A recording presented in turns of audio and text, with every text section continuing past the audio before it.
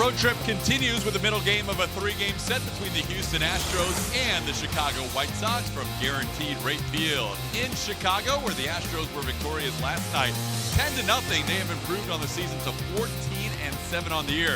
It has been a struggle for the White Sox early. They've run into some bad weather and a lot of losses. They are 4-12 as we begin play tonight. Hi, everybody. Welcome back to Chicago. Todd Callis alongside Jeff Blum.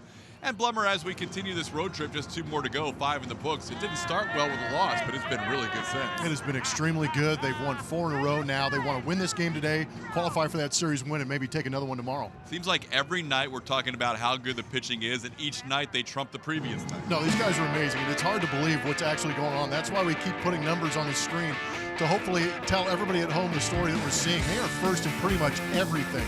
They have done a great job on that ERA, 1.29. The batting average against is at 141. And keep in mind, their 3, 4, 5 guys are putting up some of the biggest numbers in this rotation. Justin Verlander is a great guy to have at the top, leading the way, just because I think that he has actually changed that culture a little bit and led these guys to believe that they are horses and they are supposed to go out there and win ball games. In that stretch, 3 guys have made 2 starts apiece, and they are absolutely rolling right now. And keep in mind, Cole, 4-starter. Morton, 5-starter. Verlander is your ace. So that is the back end of your rotation is 2/3 of those numbers on the screen with the 1.10. Fantastic stuff. These guys are high velocity guys, but they're also high spin rate guys. We have noticed that Garrett Cole and Justin Verlander have turned into guys who actually have very good velocity, but they back it up with great off speed, namely that breaking ball. Those pitching performances powered by Kubota. And when we come back, we'll see if Dallas Keuchel can continue the recent trend of dominant pitching as we roll on a Saturday night from the Windy City after this.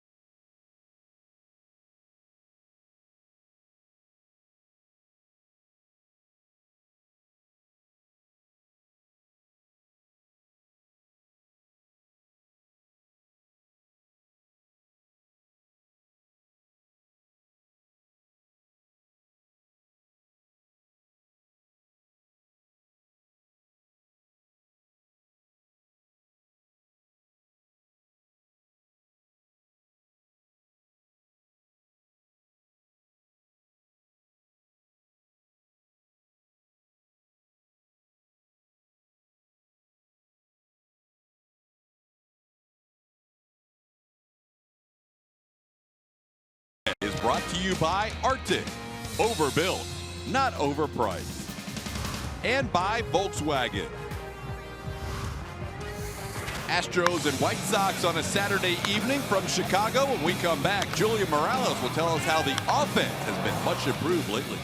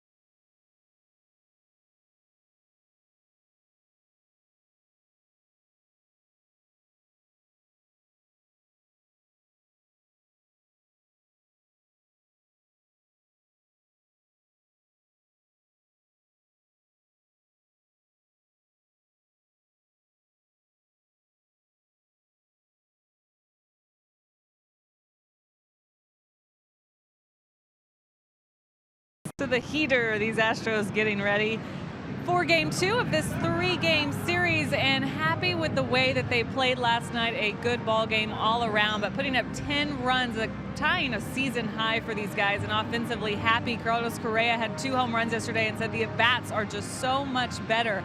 And it's been longer than just last night. Had a good night last night, but it started a few days ago for this ball club. Our Shiner box spotlight falls on the last 3. So we look at those 3 games. I mentioned the 10 runs last night. They put up 26 in those 3, 36 hits, averaging 324 this club is hitting. So they are on a much better pace than we've seen here lately for this club, and that's much more like it for a group that's very confident in what they can do at the plate, but just weren't getting it done. They weren't able to score the runs like they're used to. They said they were taking pitches, falling behind. And I mentioned the struggles before. It was a 12-game stretch, guys. TK and Blummer, you guys saw it as well. We couldn't really figure out what was going on with these guys, and they didn't really have a way to explain it, but things are much better as of late. Yeah, all of a sudden the offense has picked up. They were not scoring runs at a very good clip during the 4-game winning streak. They've scored 30, and prior to that they had scored 30 in 11 games. Blummer, it had been a little while since we saw the offense look like 2017, but lately it has. Yeah, it's been good, and we're used to seeing that last year. I keep talking about how we've been spoiled, but early on in the season, you kind of could feel things kind of ramping up a little bit. They started to get some timely hits, and all of a sudden that swell starts to come, and it starts to gather in that dugout, and now it's turned into a tidal wave of offense that we're starting to see from these Houston Astros. It's a lot of fun to watch when these guys go out there and have good ABs. They continue to get guys on base, but now the bats have come alive, and they're riding that wave. Top 3 guys have really been outstanding on this road trip, and we're talking about George Springer, who's back in center field tonight, followed by Jose Altuve at second base. Carlos Correa is the shortstop, coming off a 2-home run game last night. Josh Reddick back in the 4th spot. Yuli Gurriel at first, Alex Bregman at third, Brian McCann back behind the plate. Marwin Gonzalez is in left field, and the DH batting ninth tonight is Evan Gattis. Lucas Giolito is going for the Chicago White Sox. He was originally a prospect over in the Washington Nationals organization, came over to trade for Adam Eaton, along with tomorrow's starter, Ronaldo Lopez. He is a fastball, slider, changeup, curveball guy, but the interesting thing about the fastball, In the last 3 years, he's actually dropped a mile per hour on that fastball in those 3 years. Now pitching at 91 miles an hour. Fastball command is the issue. He has 12 walks in the 18 innings he's pitched, and also is leading the league with 4 hit batsmen.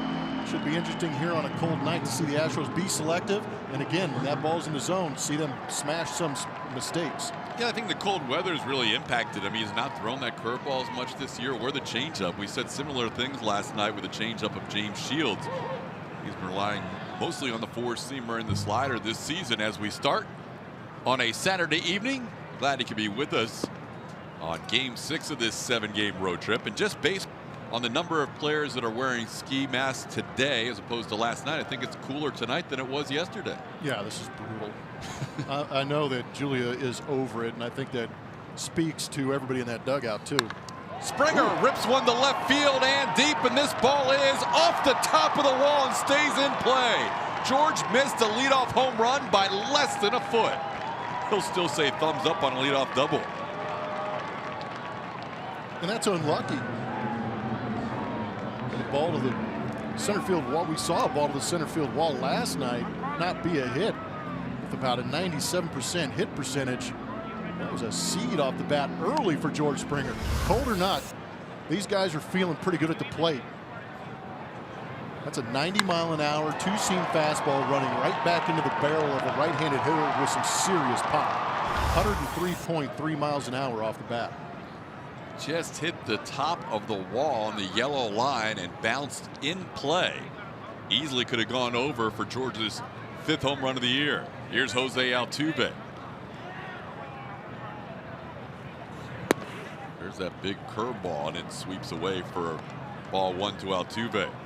Jose is a 7-game hitting streak going at Guaranteed Rate Field, adding 379 in that stretch. Last night, he was taken out of the game after his 4th at bat. Didn't play the last 3.5 innings, with the Astros leading at that point 9-0, eventually winning 10-0. Last night's win was a bit on the unusual side for the Astros. They've only had 3 cases in team history where they had a 10-0 win, scoring double digits or more in a shutout of 2 hits or fewer. Happened in 2015 against the Mariners and back in 1972 against the Phillies. And Lucas Giolito has missed on the first 3 to Altuve. It's 3-0. It's not something Rick Renteria, the manager of the Chicago White Sox, wants to see. His bullpen has been taking a beating. James Shields really fell on the sword last night, pitching as long as he did.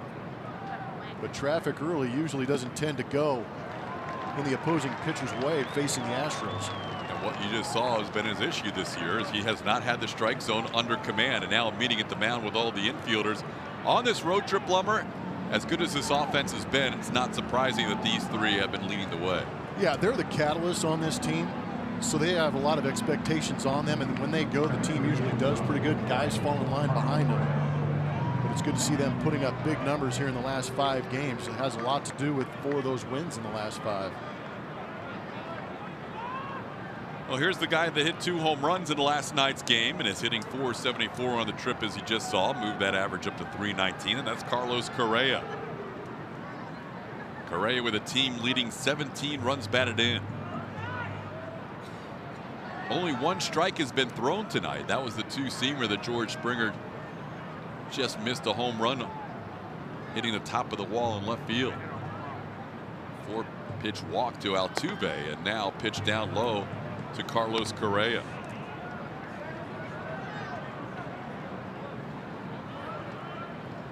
Lucas Giolito walked 4 in the opener in Kansas City, walked 3 in his second start against the Tigers here in Chicago, and then walked 5 in Minnesota.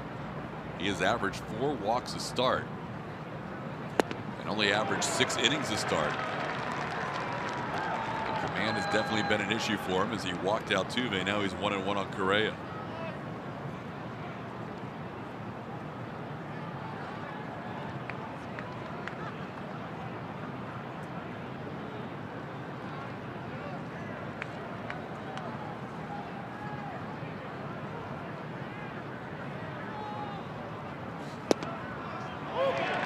catches the corner at the knees. It's 1-2, says Andy Fletcher, the home plate umpire. That's a generous call down in the zone for a guy who doesn't really have strike zone command. Catching that bottom line on our MD Anderson strike zone.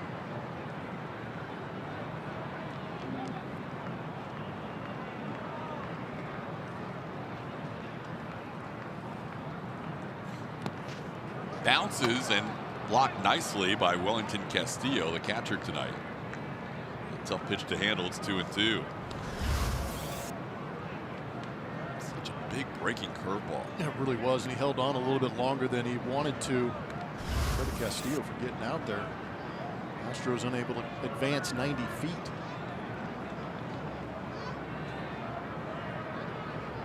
Astros saw Giolito last year in his 6th major league start. Made 7 starts last year for the White Sox after being called up in late August. Inside, the count runs full on Correa.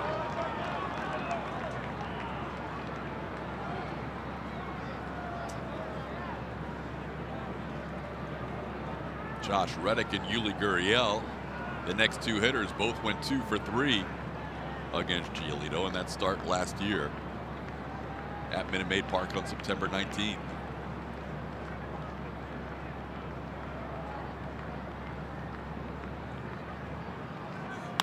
Line drive, runners were on the move. That means Springer will score easily, and Altuve will get to third.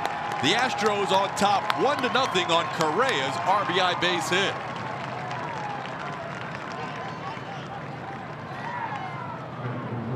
I like it. These are greedy swings. Get your numbers, get your RBIs. Carlos Correa understands he's hitting 3-hole for a reason, especially with Altuve and Springer ahead of him. He is there to drive in runs. Down that open spot. Beautifully done. A lot of the great RBI guys, even going back to that Seattle series and talking to Edgar Martinez, he was a guy that said when guys get in scoring position, everything is up the middle the other way. That's the mentality. Pick those RBIs up. That was a borderline pitch. Yeah, I agree. With the runners running too, he has to protect there at 3-2. So the Astros on the board in a hurry tonight. Here's Josh Reddick.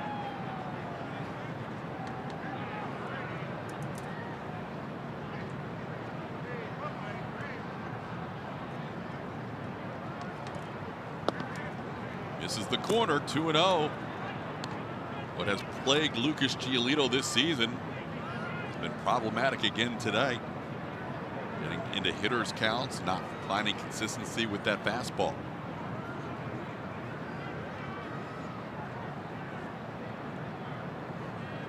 Infield is back with Altuve on third and Correa on first. 3-0. Well, he's a California kid, is Giolito, and he has not enjoyed these early starts to the season, has not pitched in anywhere near California type weather. Not even close. It's about 20 degrees cooler than the Pacific Ocean usually is. Way upstairs, and Giolito walks his second batter of the inning on 4 pitches. That's going to bring Don Cooper out and the rest of the infield as well. Second mound visit of the inning for the White Sox. The bases are filled with nobody out. White Sox starting defense presented by Xfinity. In the outfield from left to right, Trace Thompson, just recently acquired by the White Sox. Adam Engel go get it in center field, and Avisail Garcia is in right. Third baseman is Yomer Sanchez, Tim Anderson at short, Yoan Moncada at second, and Jose Abreu at first. Wellington Castillo, who DH'd in last night's game, is behind the plate tonight.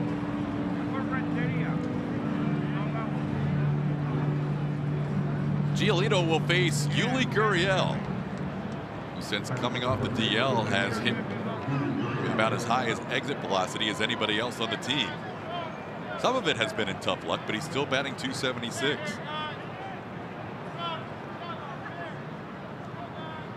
Yuli a single and a double in 3 at-bats in his start against Giolito last year. Swings with the first pitch and sends it into shallow right. Garcia a long run, and he makes the catch. Altuve gets a late start on third, and he's still able to score. Sac fly for Yuli Gurriel. The Astros take a 2-0 lead. Is that just insane, crazy speed from Jose Altuve flying home? From our angle up here, it looked like he was absolutely flying. And he got a late start. Well, he was kind of in between. He wasn't sure if Garcia was going to catch that, so he kind of crept down the line. But as Garcia got closer to the baseball, he went back to third base, immediately tagged up and sprinted home.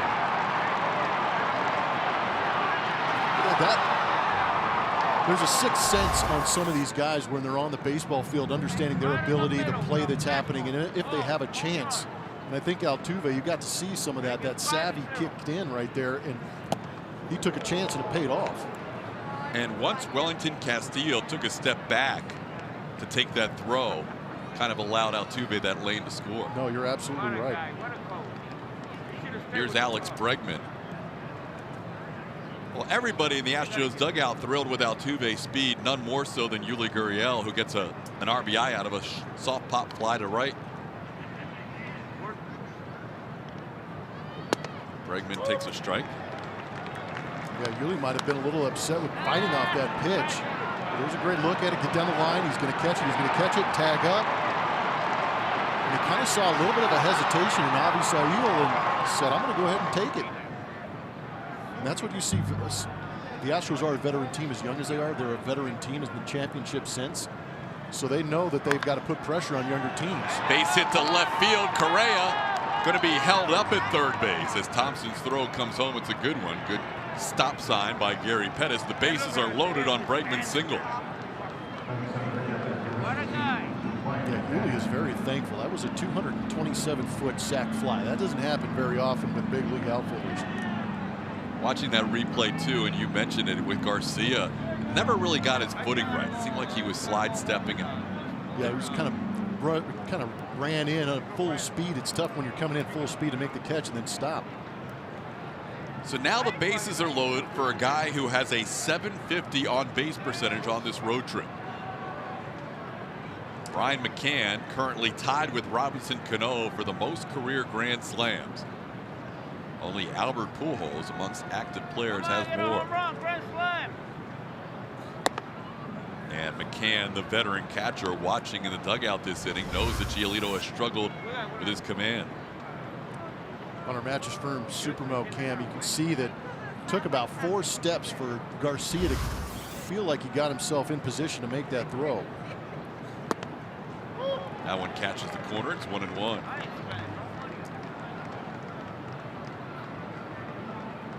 Only a .750 on base percentage for McCann on this trip, but .490 on the season. He's got runners out there: Correa, Reddick, and Bregman.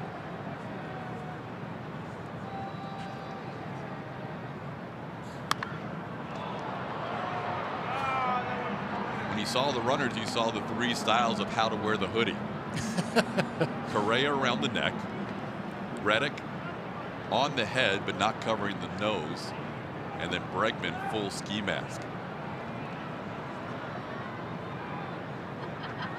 Whatever works. Days like this, do whatever works. 1-2 pitch is popped in the air, foul. Castillo gives it a look. Sanchez gives it a look, and it will be Sanchez making the play. And that is out number 2. Frustrating AB for McCann, unable to bring any of the runs home. Bases remain loaded for Marwin Gonzalez.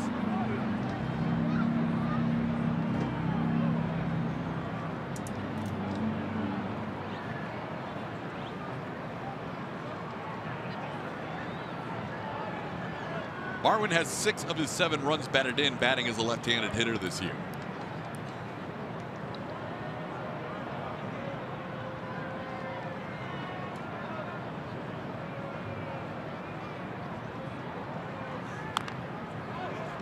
Chops the breaking ball foul. It is a big breaking ball from the 23-year-old right-hander Lucas Giolito. Hasn't thrown it started as much this season as he did last year, just trying to get a feel for it in these colder conditions. Renteria, you want me to go give you some hand warmers?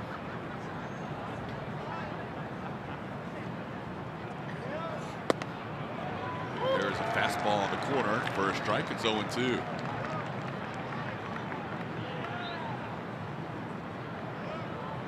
Maybe a new brain. Yeah, maybe it'll probably work a little better. Oh. Yeah, a little funny. There's that big breaking ball, bounces in there. It's 1-2 strikes. Astros with the win last night, combined with the Angels loss at home to the Giants, means A.J. Hinch's crew has won 4 in a row. At the same time, the Angels have lost 4 in a row. Astros started Tuesday trailing by 3.5 games in the AL West, and now they are in first place by half a game. Changes quick, doesn't it? It's amazing. Terrible, very bad. Last year, once the Astros took control in early April, they never looked back. Gonzalez fouls that breaking ball away. Well, another inning where the Astros are putting a lot of pitches on the starting pitcher. Yeah, you clapping, you lose. Even in last night's game, they didn't score in the first 2 innings, or the first 3 innings, but they started to put a higher pitch count against James Shields, who needed 58 pitches in 3 innings despite not allowing a run. Today, Giolito approaching 30 in the first inning.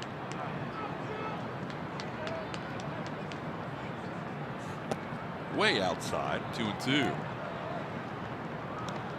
Some of the misses have been not close. Arm side. Up and away, up and in to right-handed hitters, but yeah. Arm side has not been good for Lucas Giolito.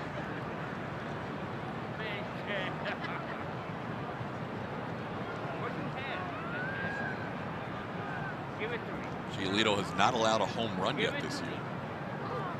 Came close to the first AB. First AB was as close as it's come, and even still that xFIP is way up there.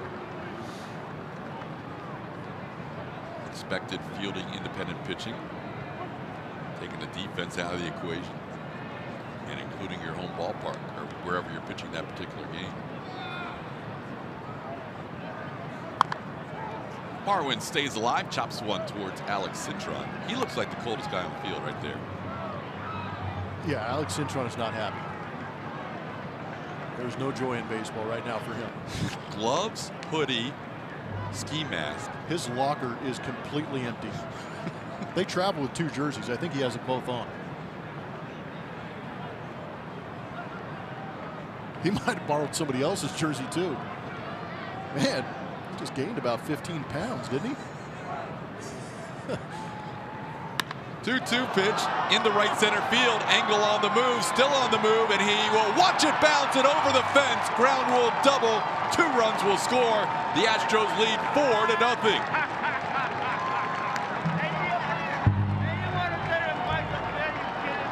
It's good to see. So far, 1 through 8, putting some damage on Giolito and put panic in that bullpen for the Chicago White Sox. And I really felt going back to Seattle also, as you see Marwin Gonzalez stay back on a changeup and yank it in that right center field area to 1 hop over the fence. But I really felt there was an AB in Seattle where he got a pitch up and away left-handed, just hit a nice firm line drive to left field. And I said, okay, that's maybe what Marwin needed to get locked in a little bit and feel comfortable with that swing. So hopefully it begins to snowball a little bit.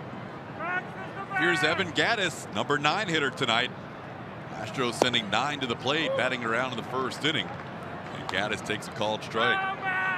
What's a line drive to left do for a hitter when he's struggling as a left-hand hitter? Your hands are getting loaded. You're not panicking and trying to go get the baseball in front of home plate. You're letting the ball travel, so you're going to see it a little bit longer, and your head is staying still. And I always felt as a hitter, and you'll hear some guys talk about, they want to back the ball up. And if you can trust your hands to let the ball back up, it means you're seeing the baseball, and there's a little more comfort and better timing, too. Marwin with his 9th RBI of the year, 8th and 9th runs batted in, and the Astros lead 4-0. Evan would like to add to that total here. Takes a pitch at the knees for a strike. It's 1-2. And even with the lower half vacating, the hands were back on Marwin Gonzalez because he got that changeup. It wasn't an awful pitch, not a perfect changeup, but he did a great job in recognizing and not taking his hands to the pitch.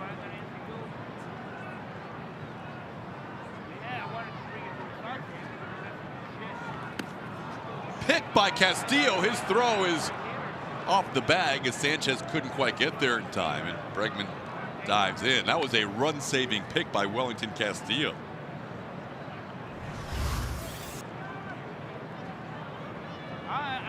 Is that on the long hop? It bounced in front of the batter's box. And he played it just like he was a shortstop. It was impressive. I'm trying to get a security guard.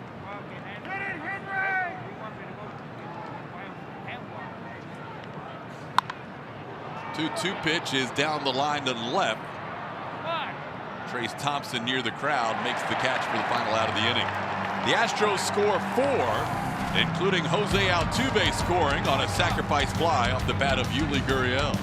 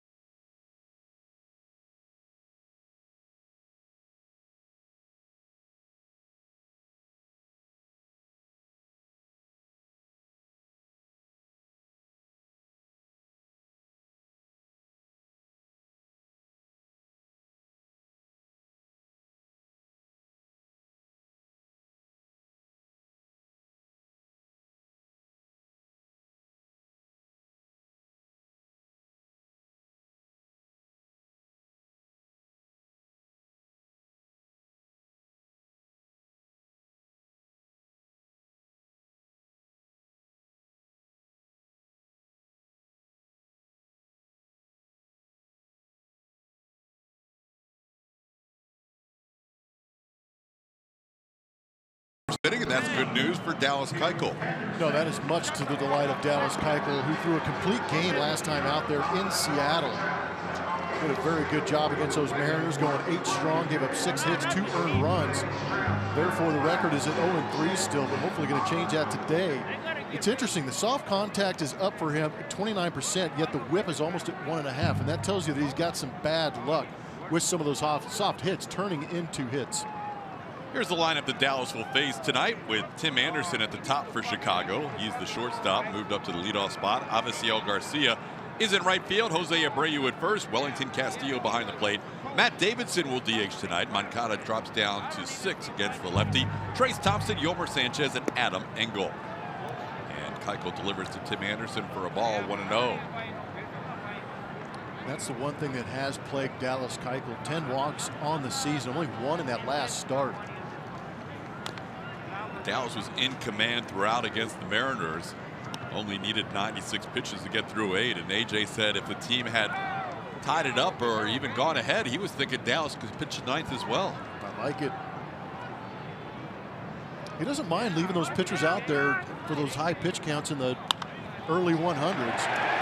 Keuchel gets one down the line off the bat of Anderson, and that's a fair ball. Dallas thought it was foul, but it was called fair by third base umpire Laz Diaz. And Tim Anderson has an opening double for the White Sox at the bottom of the first.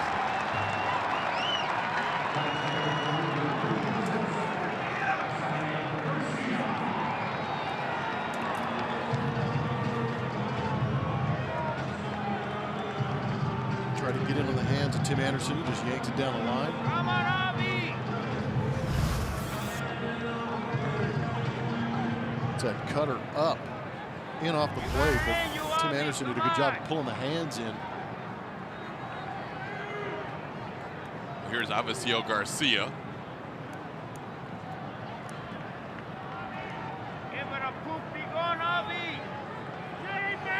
Garcia has good numbers in his career against Dallas. 7 for 17, including a home run.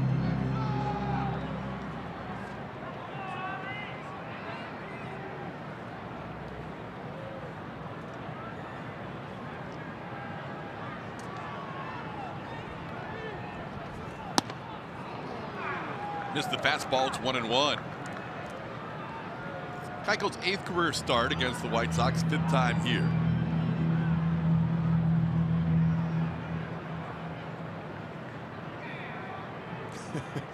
Interesting number in run support. First 4 starts, he's gotten 3 runs total. The first inning, he got 4.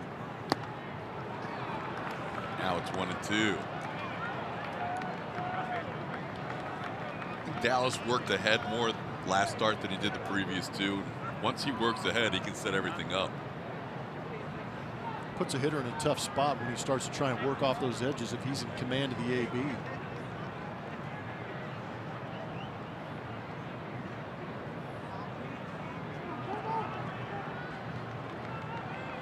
Keuchel overall against the White Sox with losing record and a 4.12 ERA. He's 2-4.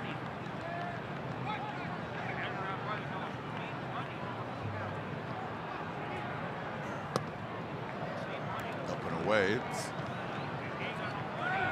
2-2 the count to Avicio Garcia. White Sox last night limited to 2 hits. Didn't have a hit after the 5th inning. Check that, after the 6th inning, Anderson had a hit in the 5th, and then Abreu had an infield single in the 6th, and now Dallas has gone to 3-2 on Garcia. Kind of throwing 4 pitches in the same spot. He got Garcia to chase it the first 2 to get that 2 strikes in the count, but Avisail getting back in the strike zone. Be interesting right here to see what the decision is. Maybe a changeup, because Garcia likes to swing the bat. Fastball down. Garcia gets aggressive, especially in a full count situation. Saw that last night.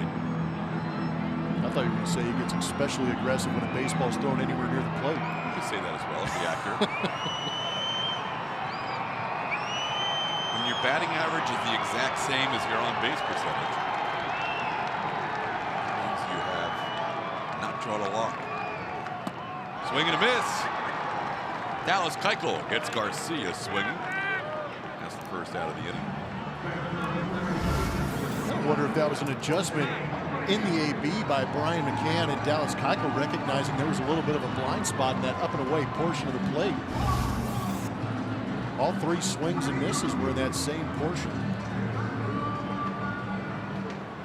Here's Jose Abreu.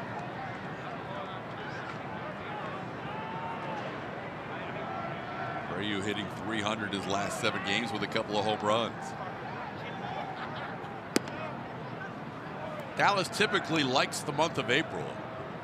Even in cold conditions in the past, he has pitched well. This year has not been his best April, but as a career, 12-6 in April with a 2.45 ERA. He's won April Pitcher of the Month 2 of the last 3 years, but this year his teammates aren't going to let him, it seems like. Yeah, there's a mad scramble for that Pitcher of the Month between 3 Astros. Not named Keuchel. Amazingly enough. Dallas down in the count 2-0 to the dangerous Abreu. Breaking ball popped high in the air. Playable. Correa, Bregman, and it is nobody. Carlos tapped himself on the chest saying that should have been mine. And good for him for saying that. You know, you talk about guys up the middle trying to take command and getting better angles. You know, the center fielder trumps all the guys on the corners, and then it's in the middle infield on plays like this. You'd like to see that shortstop come and get it, because the angle that Alex Bregman is going at, trying to make this, is almost an over-the-shoulder type catch. That is a tough route to stay with the baseball. And Carlos Correa, recognizing that he got over there, said, hey, next time I'll get you. But that's a tough play when you see the Astros playing in these exaggerated shifts. And the outfield plays Abreu the other way. We showed that last night. So Marwin's nowhere near the line and left. Yep. You hate to give any hitter an extra out, but especially a guy like Jose Abreu. Now the count is 2-2. Completely agree. See how far? Yeah, Marwin is playing left center field. So that's why he was late getting into the picture. He had longer to go to get to that baseball than either the shortstop or the third baseman.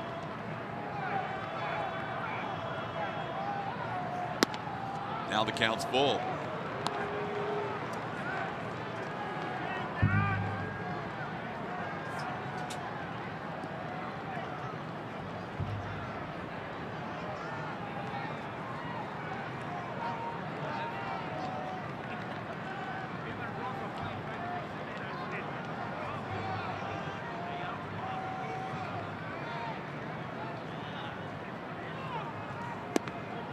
Called third strike on the corner at the knees. Abreu didn't like the strike called for strike 2. And he thought he had drawn a walk there. Instead, he's heading back to the dugout. Well, if you count the fastball in that 4th pitch and then this 6th pitch, that is a lot of area to cover for a big league hitter. And credit Dallas Keuchel and Brian McCann for manipulating the strike zone to their advantage, and a big out from Abreu early. That is a big difference there, getting that call instead of first and second, 1 out. Now he's got 2 outs and dealing with Wellington Castillo. Castillo to short. Correa has it. And that'll do it for the White Sox in the first. A double, leadoff double is stranded. It's 4-0 Astros.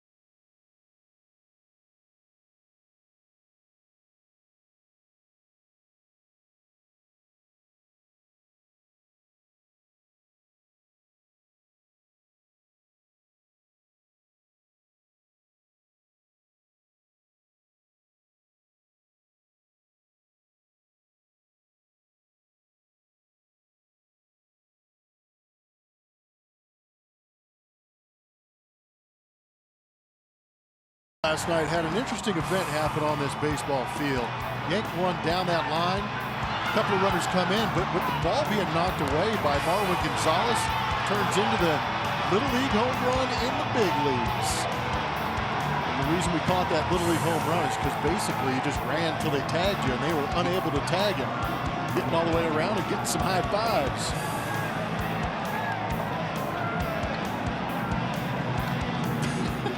Always entertaining, George Springer. He gets the lead off for the second straight inning. Led off with a ball that hit the very top of the wall and left his first time up. Ended up with a double.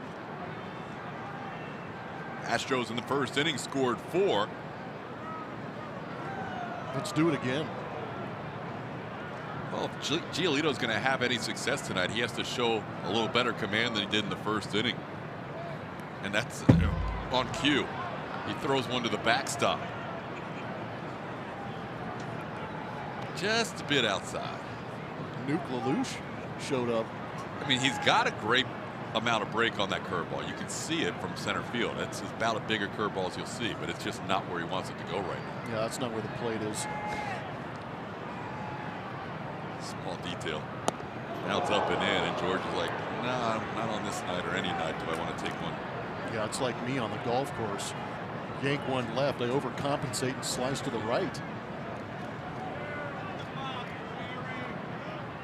Rick Renteria, Don Cooper watching their 23-year-old. Saying things do not look smooth so far. George taking all the way, and it's 2-1. He ended up dropping a changeup in there. The fastball command has been the issue. Yanked a curveball 3 feet off the plate and then a fastball up and in. So I think Wellington Castillo was just looking for something he could get over the plate. And I'm not sure that it just seems that Giolito is holding on too tight. And I don't mean that in the Top Gun sense. I mean that just in the sense that he's holding on to the baseball for too long, maybe. That release point maybe back a little bit further, but he just does not have command of that release point. Because when you start yanking balls to that glove side that far, you're holding on to the baseball for too long. Is there a chance he's holding on with the cold temperatures? You've talked about this on a previous broadcast, how you like when a pitcher uses a substance to have better grip. Is it possible he's holding on tight because of the colder conditions? It could be. He's a young pitcher learning the ways of pitching in Chicago in the middle of April. It could be it. For all we know, it could be that he has certain tack on there that he's not accustomed to pitching with, and it's just sticking to the finger a little too long. But missing that drastically is not good. He walks George on 5 pitches. He has thrown 41 pitches tonight, 22 out of the zone, 19 for strikes, and now he almost hits Altuve as he goes inside on Altuve. It's 1-0. Well, if you're a hitter tonight and you're watching the pitch sequencing, you know you have to be alive in the batter's box. And hitters like to know tendencies, but it's real tough to pick up on tendencies when the guy can't find his command.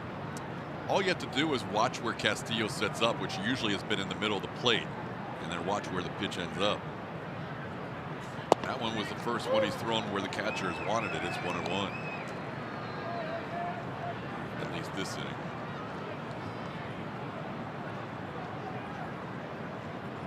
Altuve walked, scored a run his first time up. Altuve walked on 4 pitches. That one almost hits Altuve. Jose's getting a little frustrated in the box. It's 2-1. Yeah, there's a drop-down menu on Baseball Savant that will actually track every pitch that each pitcher is throwing, and Lucas Giolito's locations are quite drastic all over the place. Arm side's been really off. Yeah, up and out. There it is again. Altuve's almost stepping out of the box now. That's 3 pitches inside off the plate. We don't want to belabor the point, but there's a serious maybe delivery issue going on here. But like you picked it up earlier, a lot of it's that arm side. He's not able to complete that pitch on the arm side. Everything inside is way off the plate, and the curveball is breaking way off the plate. So what do you go to here if you're Castillo?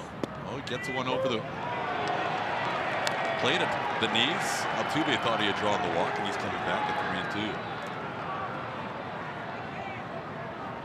Looked pretty good. Better than most. Especially when you haven't been near the zone. That one was over the plate.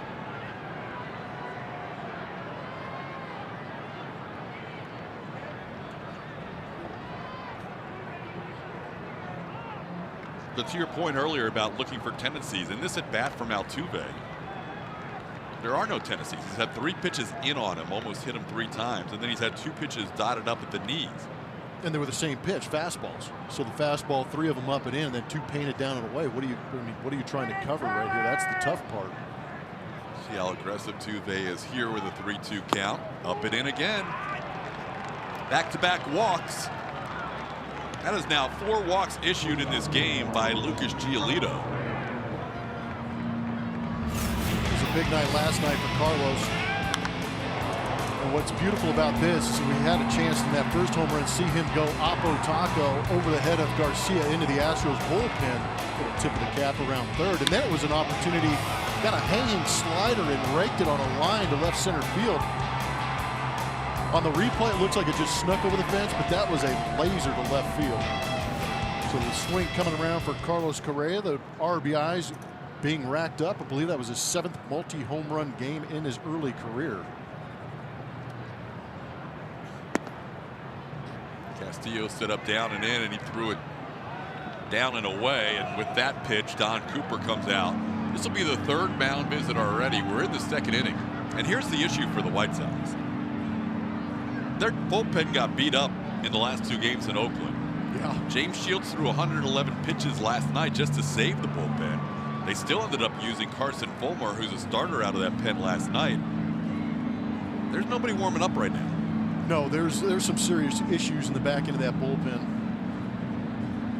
They got beat. They played a 5.5-hour game. They had starting pitchers, like you said, coming out of the bullpen. They have starting pitchers coming out of last night's game. They're trying to figure out, at least Rick Renteria and Don Cooper are trying to figure out how to get these guys into a routine, but it's tough when your starting rotation isn't getting out of the 2nd, 3rd inning. No, and it's tough right now because you're watching a 23-year-old who's really struggling with his command, and you don't want him to. You don't want to have a residual effect on this a kid. setback Yeah. for a couple starts with an outing where he walks 5 or 6, and right now he's already walked 4 as he faces Carlos Correa, who singled to center his first time up.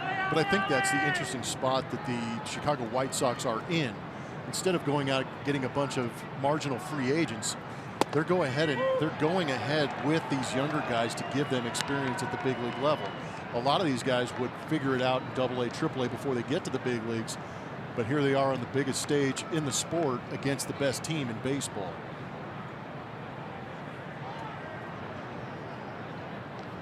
Correa with RBI number 18 his first time up.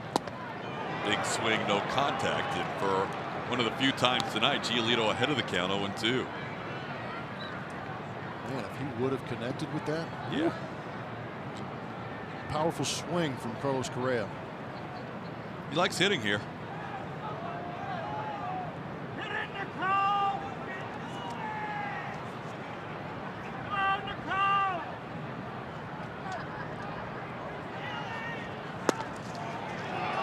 It's the corner. It's 1-2.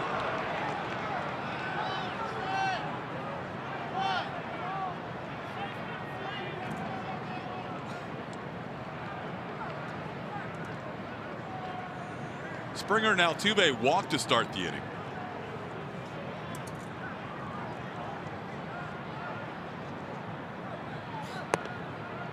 Now it's 2-2.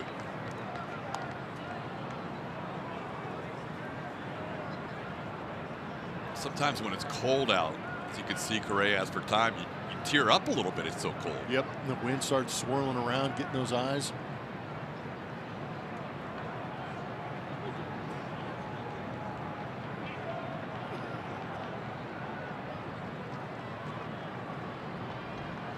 There it goes again.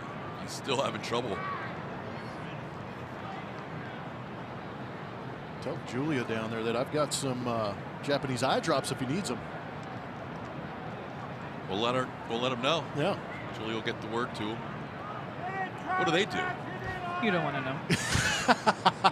3-2 pitch, runners on the move. Ball 4. Bases are loaded on 3 walks in the inning. Fans here getting restless at Guaranteed Rate Field.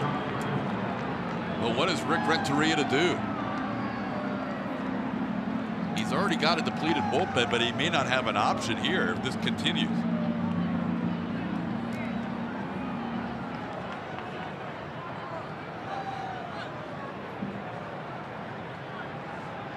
Bases are loaded for Josh Reddick.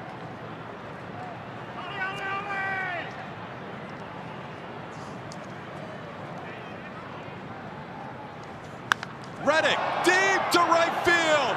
Looking up Garcia. Grand slam. Josh Reddick, 2nd of the season. And the Astros on top 8-0.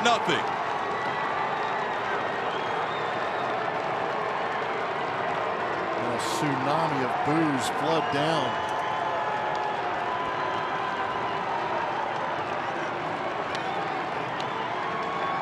Wow, that just happened. Got a guy on the mound that's been a yard sale with all of his pitches, and Josh Reddick stands in first pitch and absolutely destroys one to right for a full-run homer. Hit a grand slam April 3rd, and now he hits one on April 21st.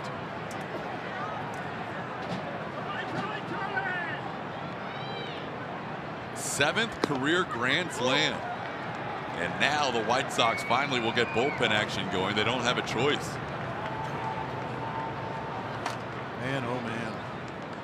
Reddick has 3 grand slams now as an Astro.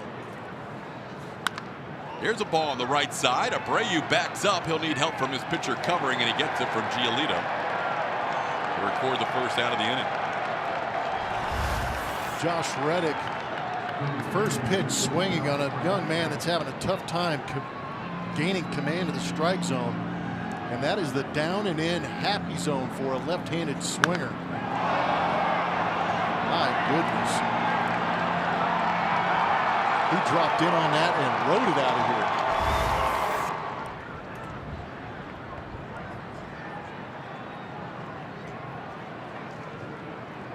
'17 with the Astros leading the league in runs scored as Alex Bregman bats. Nobody hit 2 grand slams for the team. Already we've seen Josh Reddick hit 2. How do you get a chance to? Everybody was driving everybody in last year. Nobody gave you a chance. Bunch of greedy guys out there getting hits. Bregman had himself a hit his first time up. He pops one in the air to left, and actually it's fairly deep. Trace Thompson drifted back. Now he comes in, and that's out number 2. Alex just missed that too. Springer, Altuve, Correa, and Reddick have all scored a couple of runs each. Yeah, the first 4 guys accounting for all the runs.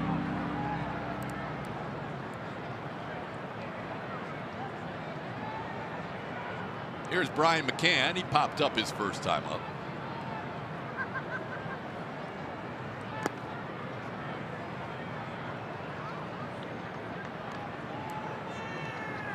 Giolito about to throw his 60th pitch of the night. We're only in the 2nd inning.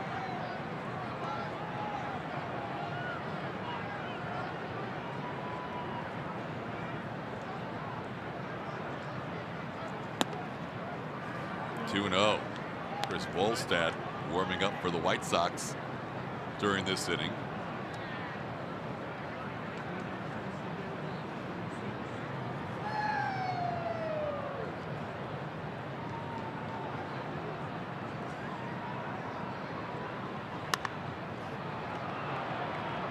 Long run for Sanchez in the shift, and he's not able to get there. It's 2-1.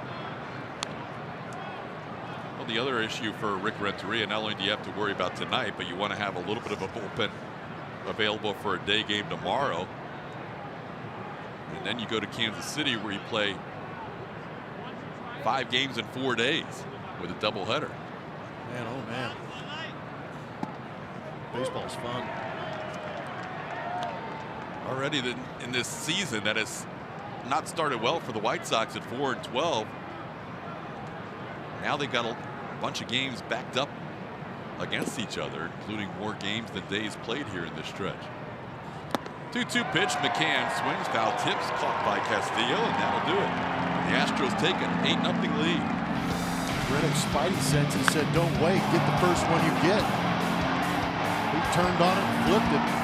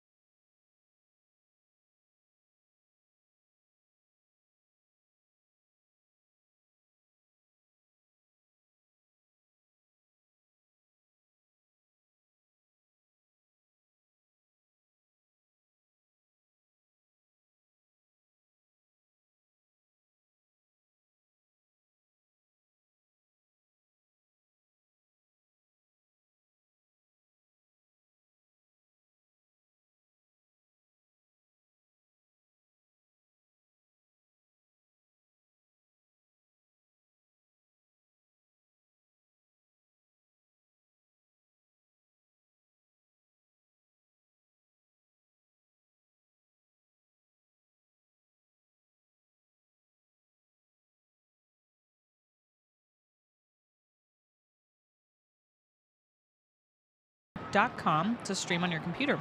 Log in with your cable account and you are all set. Available for those with AT&T Sportsnet in their TV subscription. Blackouts and territorial restrictions apply. TK. All right, Julia, on to the bottom of the second, and Dallas working with an 8-run lead. Astros have outscored the White Sox 18-0 so far in this series, as Matt Davidson leads off.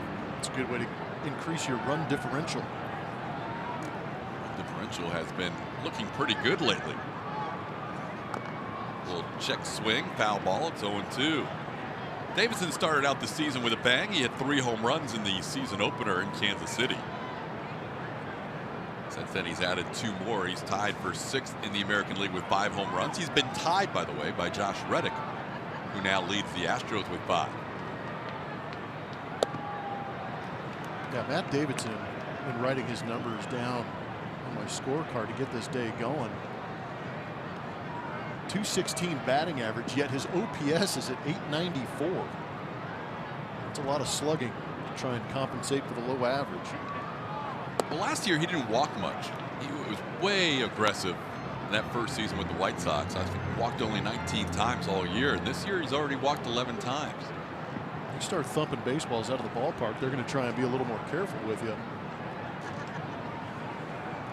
Dallas was ahead 0-2. Now it's 2-2, and he gets them swinging. Keuchel picks up his 3rd strikeout. And after an opening double by Tim Anderson, he's retired 4 in a row. Dallas strikeouts per game and walks per game. The walks per game were problematic in starts 2 and 3 when he walked 4 in each of them. Kind of dialed it back in last start in Seattle. Did an extremely good job. A lot of ground balls, was really using Carlos Correa behind him. Carlos making some great plays.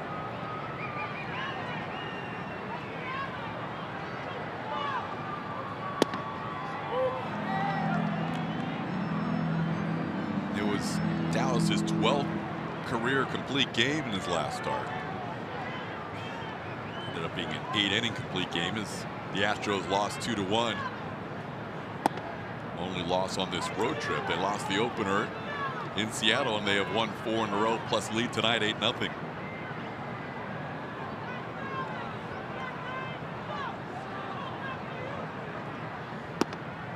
That's a strike on the corner.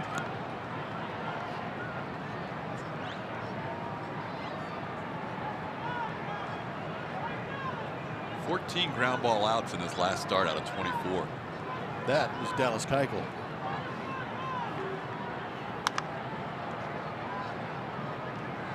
Moncada with a count of 1-2. Although here early is a punch-out machine. Up in the zone, too, of all things. That's what's crazy about it. Usually Dallas Keuchel, a guy who stays down in the zone with that sinker, changeup, cut fastball.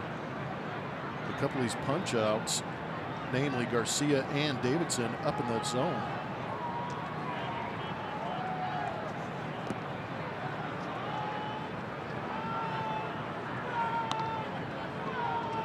Two and 2 the count.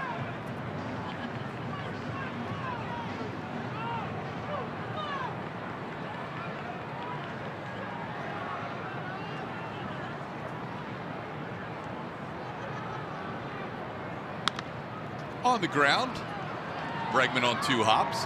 High throw, Yuli makes the tag, and he gets him for out number 2.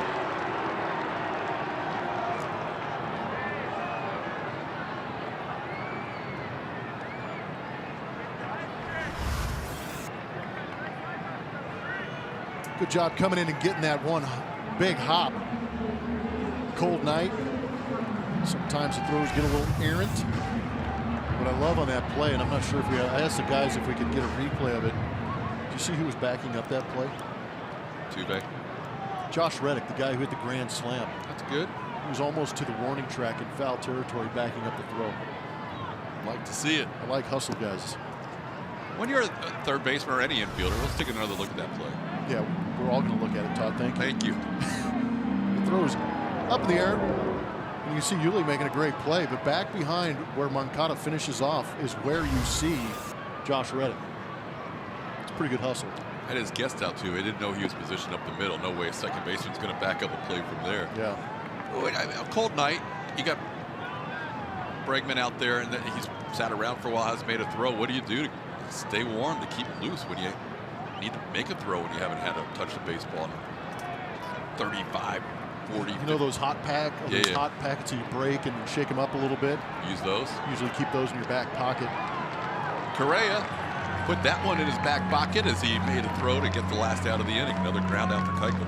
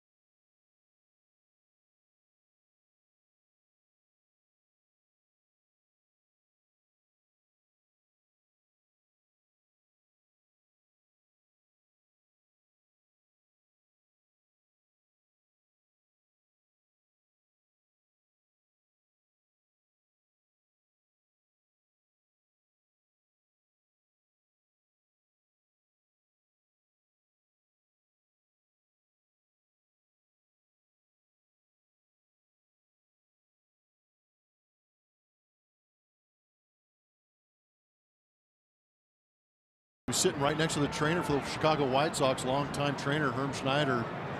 Fortunately, Herm was there to catch him as he was going down, but a terrible situation. There's Herm Schneider right there. Thoughts and prayers with Danny and his family, and the doctors taking care of him. I got to know Danny a little bit with the Rays, and in 2016 took a trip, lucky enough to take a trip down to Cuba. And the Rays played the Cuban national team, and Danny, one of the nicest people you'll meet in the game of baseball. He was basically the translator because he speaks fluent Spanish. And whenever we went on one of those tours, he was asking a lot of questions, talking to the people of Cuba. And, he was kind of instrumental in getting Lucas Giolito to try and believe in that high fastball a little more, bringing analytics over to the White Sox from his time with Tampa Bay. We wish Danny and his family nothing but the best. Our thoughts and prayers are with the Farquhar family for sure. Tough time for the White Sox the last 24 hours. Second baseman.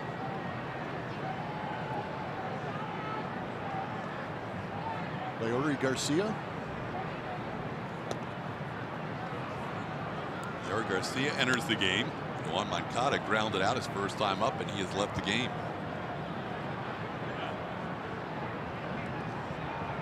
Ground out to Bregman, and Bregman made that high throw, and Yuli tagged him, but didn't see anything beyond that.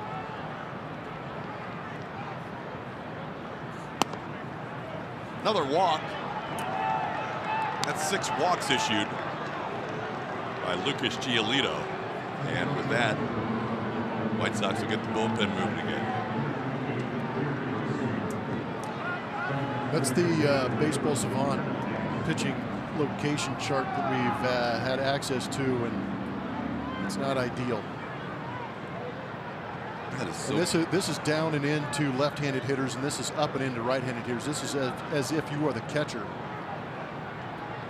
The down and into lefties or away from righties is a lot of that curveball. The up and in is that fastball. Yeah, that's what it feels like. As the curveball is getting overthrown down and into lefties, and then the fastball up and into right-handed hitters. That's about as wide a spray chart as we have seen with any starter all year. Yeah. 1-0 the count to Evan.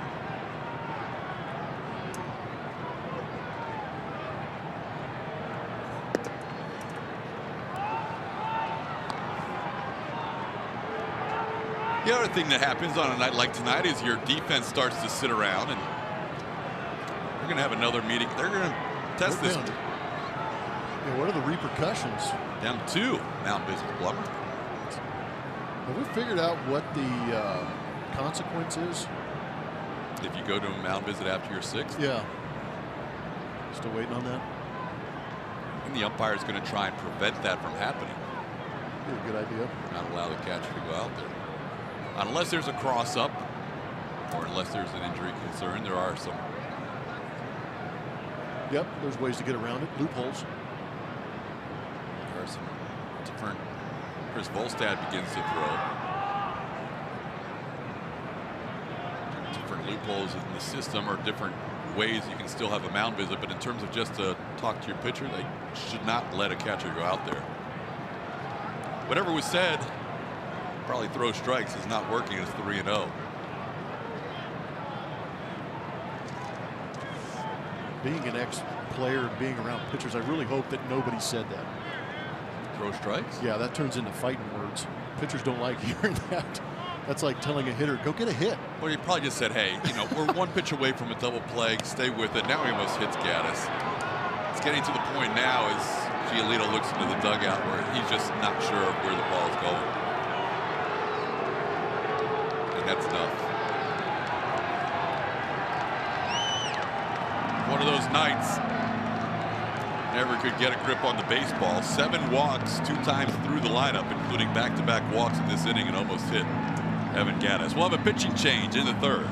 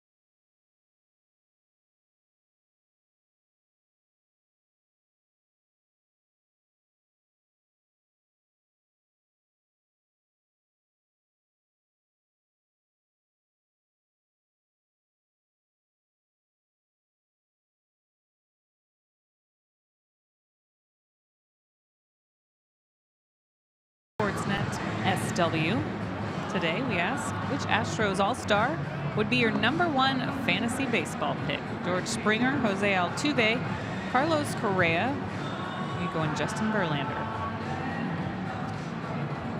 These are all good choices. It's a heck of a fantasy team right there. Right. We'll reveal the results later in the broadcast, TK. All right, Julia. All those guys have contributed in this series as we have runners on 1st and 2nd, and the new pitcher, Chris Volstad. Volstad in 3 games has pitched 4 2/3 innings. His whip right at 1.5. Again, walks early on, affecting some of the Chicago White Sox pitchers. Volstad is a veteran with a fastball around 91 miles an hour, changeup at 84, curveball at 80. He's heavy on the fastball, curveball with the occasional changeup.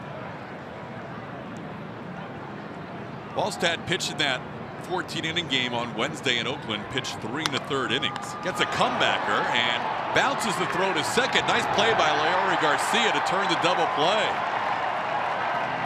Volstad Bounced the throw, and Garcia was still able to make the pick and the turn, getting George Springer to hit into a double play. Catch one of the best ballpark bargains with the Coca-Cola Ballpark Bundle. $20 gets you a ticket, hot dog, soda, and popcorn for select weekday games. Visit Astros.com/ballpark bundle for tickets and info. Here's Jose Altuve. One of the first 4 hitters finally retired tonight. Springer hits into a double play, and Altuve swings, fouls one back. Well, now the Astros can go back to their aggressive self. Yeah, they can attack early. And with this 8-run lead, swinging early on the fastball, go get you some. Went from a pitcher that was nowhere close to finding the zone tonight, and now Volstad gets a double play. On the play, Marwin moved to third.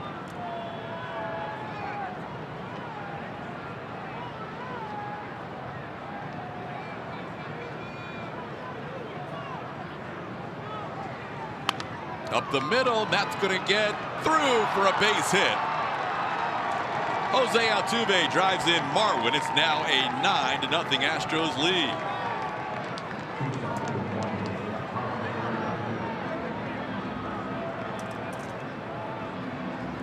Two-out RBI for Jose Altuve. And you know, a lot of the numbers that we've been bringing up about how the offense has stepped up in the last 3-4 games, getting some big hits in big situations, just like this one. Even though it's an 8-run lead and it turns it into 9, there's still big hits when you get 2-out RBIs. It's professionalism by Jose Altuve. But that risk number, that hitting with runners in scoring position numbers, jumped a little bit too. Last night, the Astros were 5 for 10 in runners in scoring position situations. So that's a good number and a nice trend. Here's Carlos Correa. Altuve's been on base 3 times, a couple of walks and an RBI single. Correa has a single and a walk and a run batted in. Altuve driving in his 9th run of the year.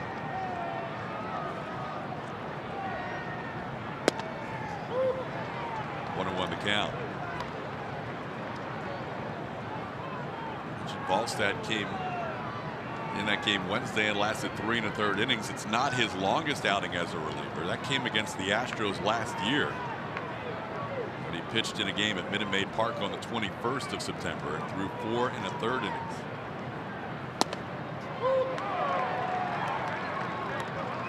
That was with Dallas Keuchel on the mound. The Astros won that game 3-1. Correa down in the count, 1-2. Carlos with 18 runs batted in now.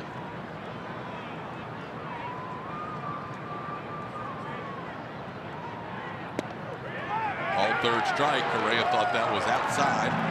That's a strikeout for Volstad. 1 run scores in the inning, and the Astros lead 9-0.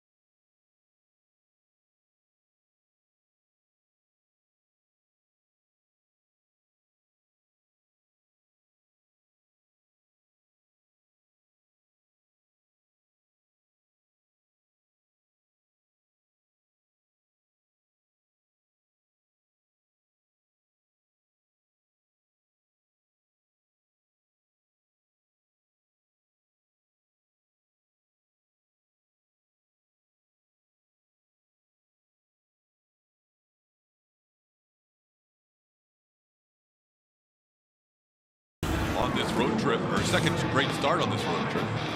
Should have gotten the win with that start that you're talking about. He won a complete game. Granted, it was only 8 innings on the road, but gave up 2 earned runs, and that was enough for the Mariners to go out there and beat the Astros. 14 ground ball outs, 6 punch outs, and 96 pitches. Very efficient evening for Dallas Keuchel. Deserved more in that outing. Still looking for that first win in 2018. So now he's working with a big lead. He's retired 6 in a row after an opening double by Tim Anderson. And he'll face Yomer Sanchez, Adam Engel, and then Anderson again. And he starts off Sanchez with a strike. Yomer batting .171 in his last 10 games. 1 for 8 as a right-hand hitter this year.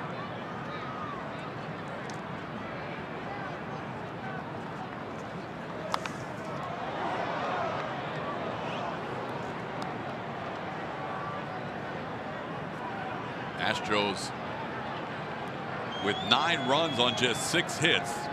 Bases loaded on 3 walks in the second inning, and Josh Reddick cleared the bases with a grand slam.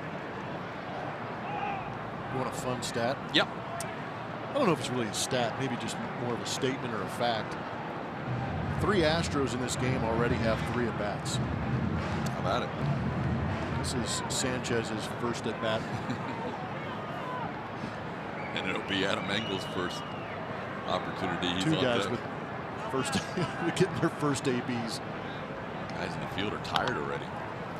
Correa has to make a play in the hole. All balanced throw, and that is on the money. Carlos Correa playing some defense in 2018. 1 out in the 3rd. Good play, and you know, playing behind Dallas Keuchel, you've got to be on your toes a little bit. And Carlos Correa has been picking up a lot of those ground ball outs for Dallas Keuchel. Does a good job of getting around this baseball, fielding it on his left side, and in doing so, what that does is gets his body in great shape to throw very firmly across the diamond.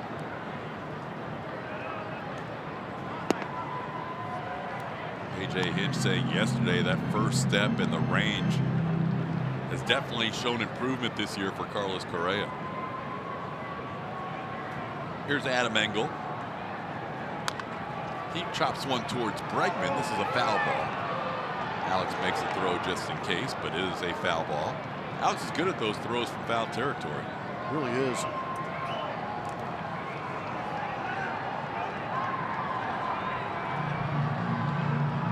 Perfected that play at third base.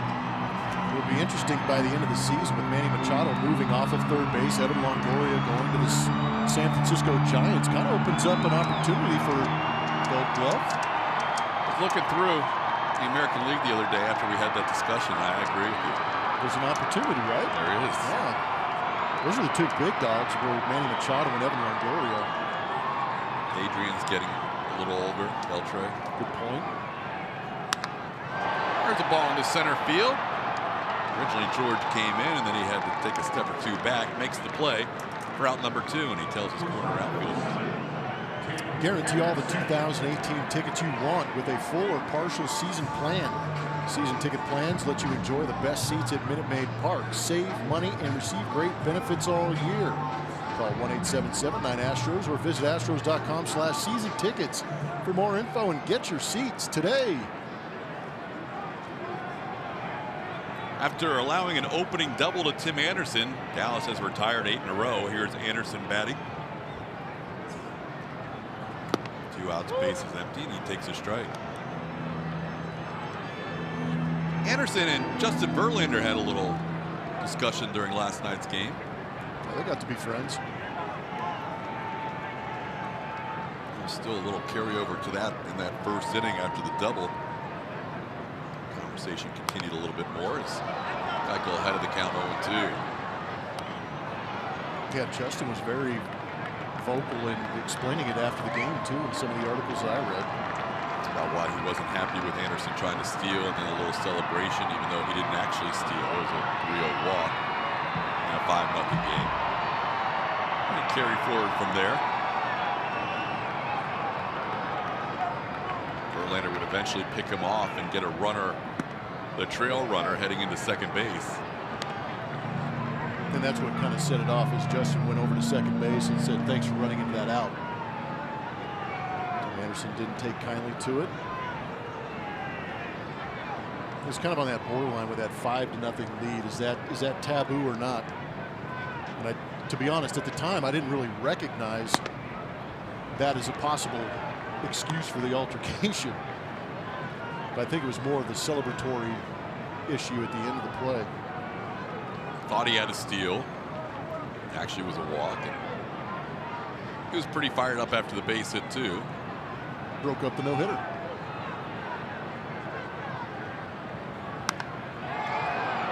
In the air to right.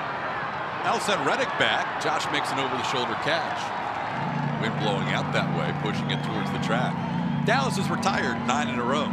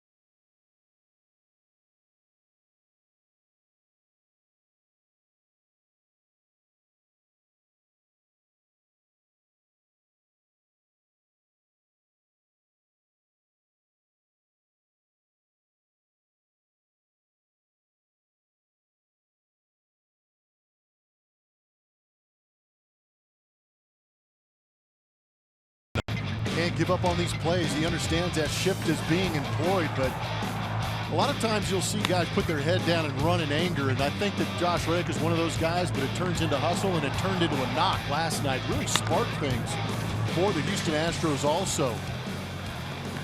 He started out running for mayor of Snap City, and he ended up running into mayor of Hit City. He will never take a play off. He was always going to go down the line, whether it's a routine ground ball or not. Josh has himself a walk and a grand slam tonight. Second grand slam of the season. Astros didn't have multi-grand slam home runs out of any player last year. The year before, George hit 3 grand slams, and that's the Astros mark for most in a season. Just go ahead and do it in April, huh? Keep getting base runners like the Astros do. There's going to be opportunities. This ball's driven deep to right center field, and back goes Garcia. Just like the other game where he hit a grand slam, Josh has 2 tonight. Reddick hits a home run, and the Astros take a 10-0 lead.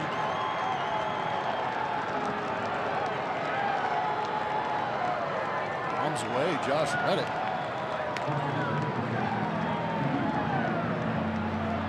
Took him a while to get going on the road, but here he is. Wow.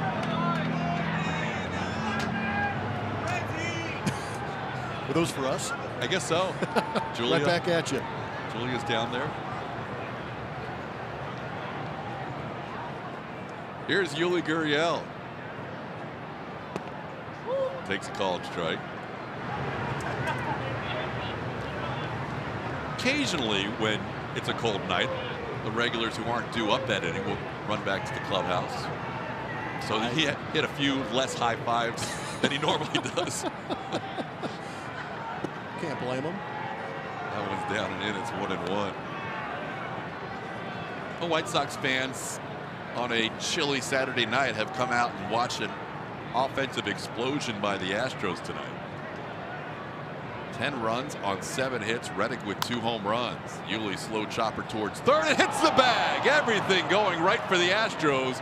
A little slow chopper, and Yuli has himself an infield hit.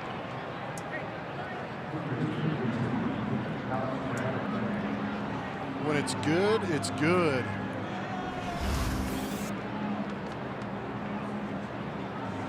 How about that? A little love on the base for Yuli.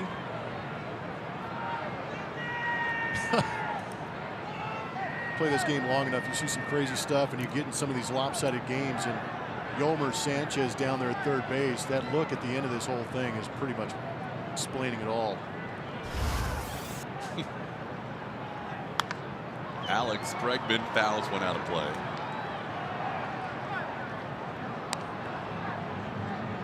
Josh Reddick led off the 9th inning in the final game in Seattle and hit a home run. In a matter of 14 innings, Josh has 3 home runs. Alex Bregman with a 1-1 count. Josh now up to 6. He's moving up the leaderboard in the American League. That bottom portion of the lineup going. Get on base for those guys when that lineup flips over. Good things happen. Like that on base percentage and that OPS at 905. Right now, right now, Reddick's 6 would be tied with Jed Lowry, Manny Machado, Joey Gallo, and Mookie Betts. Only Mike Trout with 7 has more. That's heading into tonight. Those others with 6.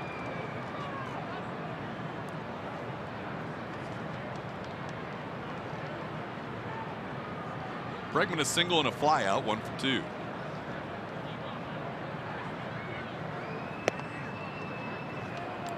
How in Boston with 5 grand slams already? They didn't have any last year. They were terrible at hitting home runs last year. They got 5 in the first month of the season. Reddick's got a lot of baseball ahead of him to try and tie George Springer's team record.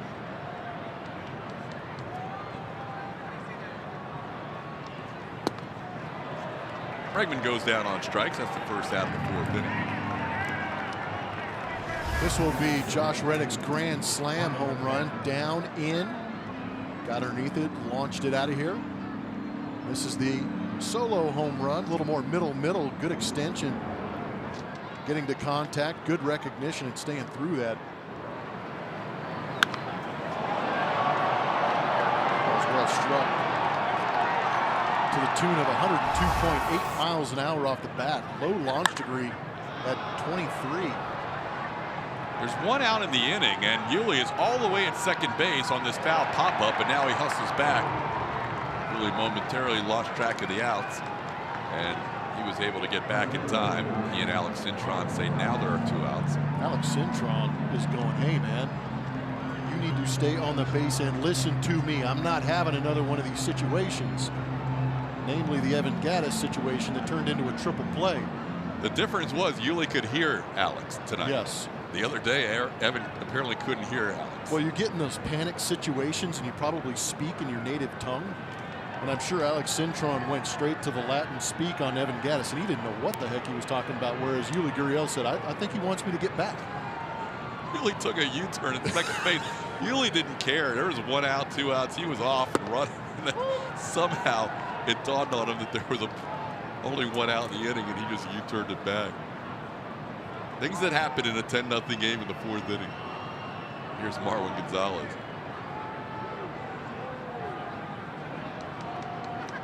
Yeah, because I think Gattis will get the kangaroo court fine, but yeah, the first base coach wears a little bit too in that situation.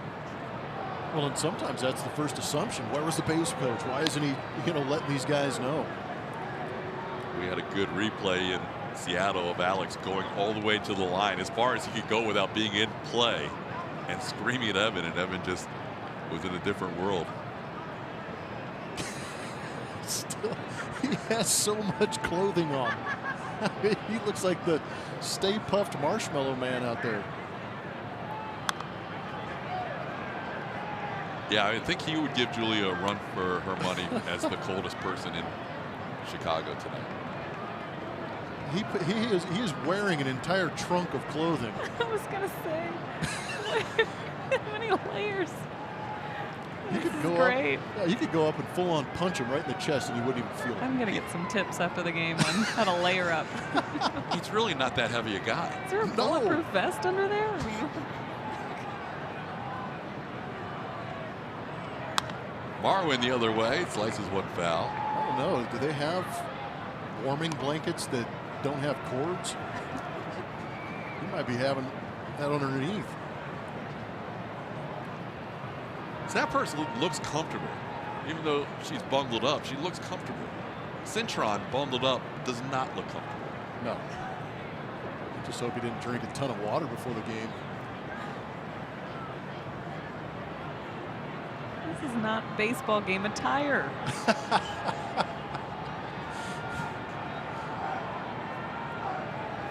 Marwin goes down swinging.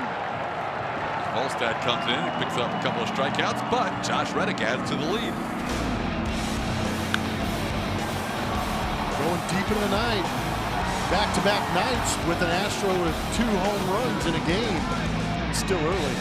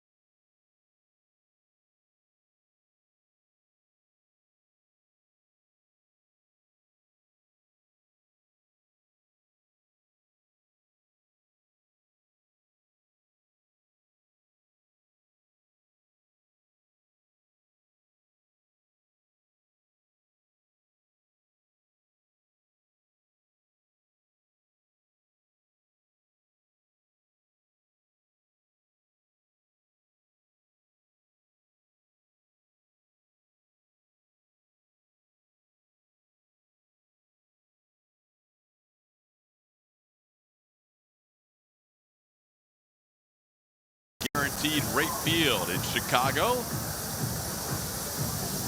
Way to stay warm. Kettle full of burgers. It's a current look inside Alex Cintron's layers. Either that or that steam's coming off the bat of Josh Reddick, one or the other. Ryan. Alex Keuchel back to work, has retired 9 in a row and starts off Avisail Garcia with a swinging strike. Dallas is in one of those situations as a starting pitcher. It's a combination of not wanting to walk anybody, but you also don't want to just lay pitches in there with a big lead. You're trying to get quick outs, but at the same time, you're not just trying to throw cookies up there. I think at the same time, it's got to be that mentality or that game plan that him and Brian McCann worked on before the game. Just execute. Focus on executing the pitches, and he'll be just fine. Garcia struck out his first time up. Dallas 3 strikeouts first time through the lineup. McCann back there again tonight for Dallas. He caught last night with Justin Verlander on the mound. Tomorrow, Lance McCullers Jr. wrapping up this road trip should be Max Stassi. Day game after a night game. That one's down. It's 1-2.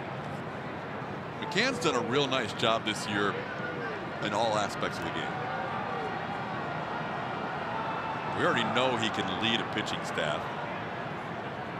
His offense has been there. Seems like he's throwing better on attempted steals. Yeah, he's done a good job. He's not so much worried about being quick to second base as he is about getting a good strong throw down to second. And I think to your point about him maybe having a little bit more life in his step, Max Stassi. They're carrying a third catcher this season, and Max Stassi's getting some quality starts, quality playing time also, and I think that's to the benefit of Brian McCann and those legs. And we saw Evan Gaddis get in a couple of innings last night. There is a perfect pitch on the outside corner. Garcia's like, I can't do anything with that. He takes a call, third strike, and Dallas has himself 4 strikeouts. Dallas is picking up where the rest of the guys have left off, and he's part of that with one of those 8 starts. But the combination of Cole, Morton, and Verlander have 2 starts apiece in those 8. And the way that lines up as you go, your 4-starter, 5-starter, number 1 starter, by the way, racking up numbers like that. That's how we come up with that order. Those guys pitching so well back to back to back. So Dallas goes tonight. That'll be the 9th start in this sequence, and then lands. The Angels kick off the next homestand at Minute Maid Park. There's a chance, and things can change in the ERA race, but as of right now, there's a chance the Angels will have to face the number 1, 2, and 3 guys in the American League in ERA. Super. Right. Gosh. Right now, Cole is second. He would get the ball on Monday. Morton's first. He would get the ball on Tuesday. And Verlander is third. He would get the ball on Wednesday. There's a ball ripped in the right field. Abreu's on board with a clean single to right. This guy just continues to rake 25 and 100 every year for his first 4 seasons. And he has a single to right for 1 out. Angels haven't announced their rotation yet. AJ was speculating that it could be Shohei Ohtani on Tuesday. Not only are they pitching well in ERA, but they also are across the board in strikeouts. Yeah, that is quality pitching with swing and miss ability. And really exploiting some teams who are having a tough time with the breaking ball. Here's Wellington Castillo. It's a pretty good crowd tonight for a cold Saturday evening, and they have not had much to cheer about. They are starting a Let's Go White Sox chant as they finally got a runner aboard here with 1 out. Dallas had sent down 10 in a row after an opening double.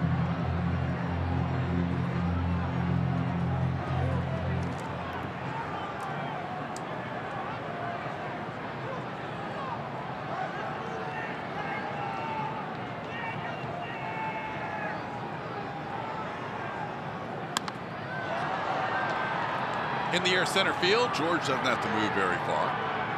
And that's the 2nd out. Castillo flies to center. Hey, congrats are in order. Thank you.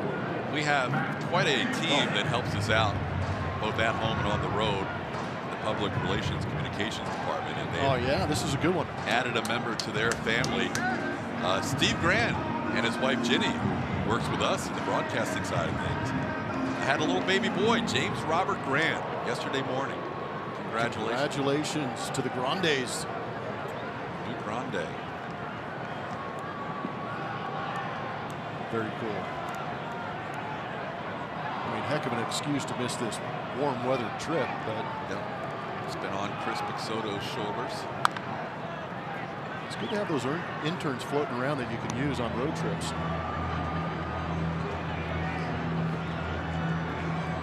Oh, and 1 to count. I expect Chris Pixoto to get a couple texts right now and be in our booth in about maybe 35, 40 seconds. He's a good sport. Kind of runs with it. Yeah, he does. His phone blew up last time we called him an intern. Now it's 0-2. He's not an intern. He's a valuable resource. Told him he had the best spring training I've ever seen a PR person have in the history of. He earned it. He appreciated that, but then I dropped an intern on him during the regular season, so it's got to keep him grounded. 0-2 the count to Davidson. That's upstairs. It's 1-2.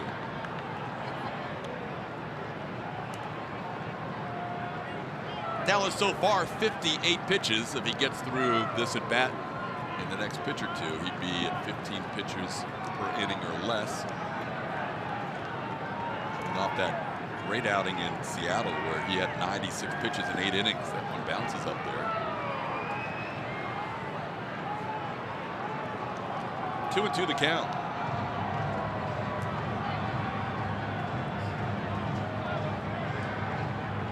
The hot pockets you talk about for the infielders, Jose Altuve, between every pitch basically keeps that right hand in that back pocket, and that's just some kind of warmth. Yeah, keep the feeling in your fingers. Called third strike. Dallas's fingers feel pretty good as he picks up strikeout number 5, 2 in the inning. We're through 4. It's all Astros, 10-0.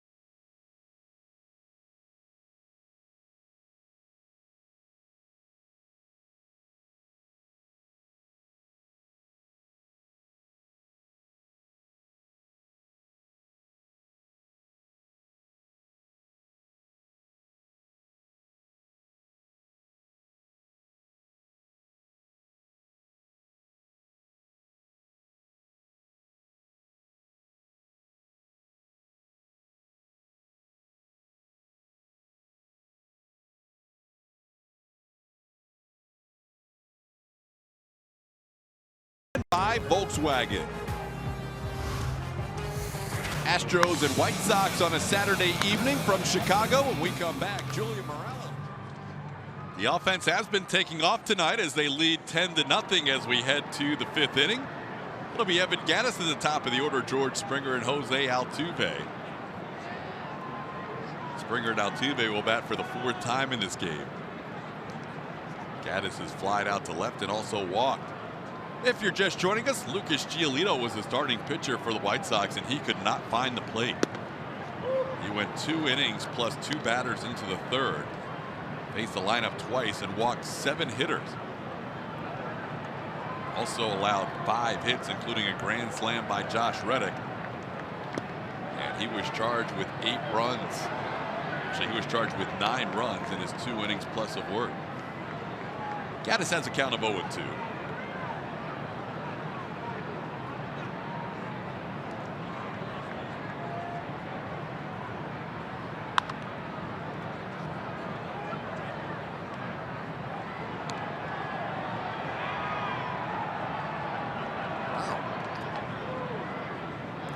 Impressive. Lola laid out for that one. Dirtied up the uni. Good play. High fives all around.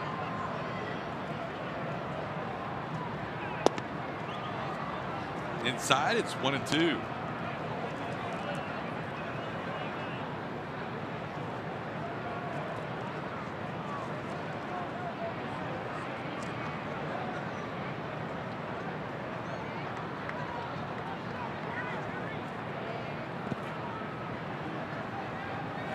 Evan, with his first appearance behind the plate in last night's game, caught the last 2 innings. He made 47 starts as a catcher last year, but every start this season has been as a DH, his 17th start in the DH role.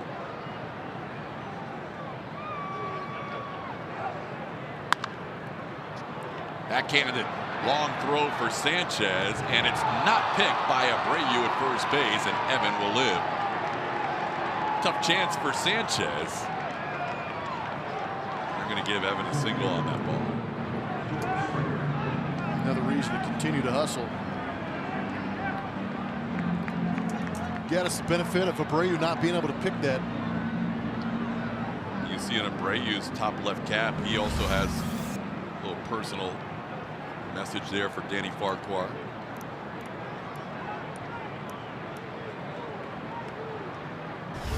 reason you saw Abreu turn his head away is because that ball was heading for the lip of the grass between the dirt and the grass. Usually you can get some crazy hops off that. You didn't want to risk the mug.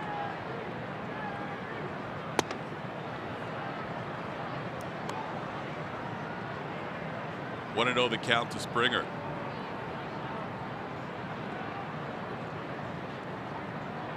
Springer, a double, a walk, grounded into a double play. He was the first batter to face Chris Volstad in the third inning. And grounded one back to the pitcher for a double play.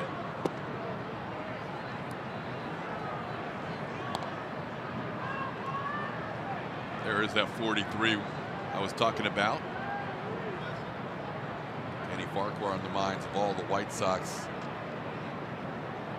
in this game, as he is currently in ICU at Rush Hospital. There was a pretty somber atmosphere in that White Sox clubhouse before the game. This one's hit deep to right field. Garcia all the way back, and he makes the play right in front of the track. George hit it well, but caught by Garcia for the first out of the inning.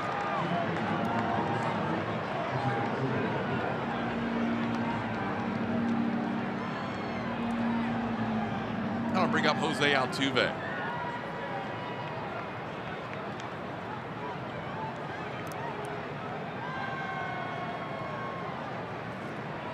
As you can see on the scoreboard, Altuve's been on base all 3 times. Walk, walk, single. Single drove in a run.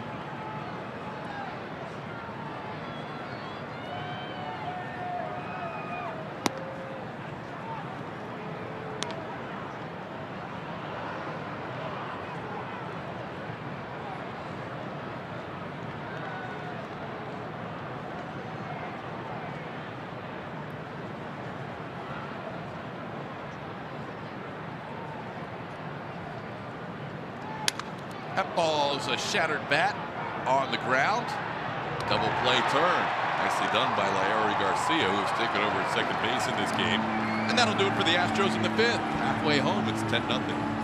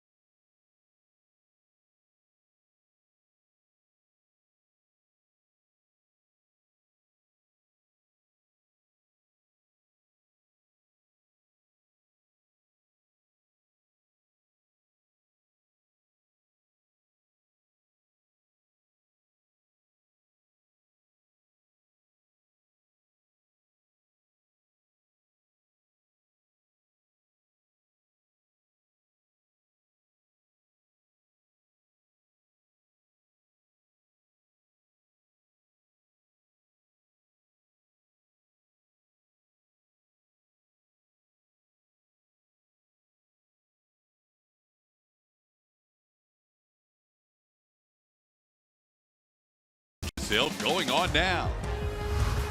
And by Arctic. Overbuilt, not overpriced. Astros scoring 10 runs for the 2nd consecutive game here in Chicago. Lead at 10-0 in the bottom half of the 5th inning. Dallas Keuchel exactly 15 pitches per inning through 4. He's only allowed 2 hits. He has not walked the batter. He has struck out 5. As he faces Leury Garcia, who took over for Yoan Moncada after Moncada grounded out in the 2nd inning. Garcia took over in the 3rd. This will be his first at bat.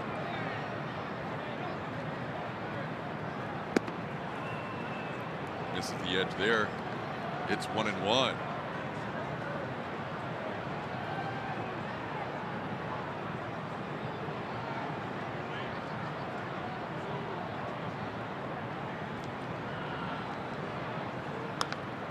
A pop-up. Yuli all by himself.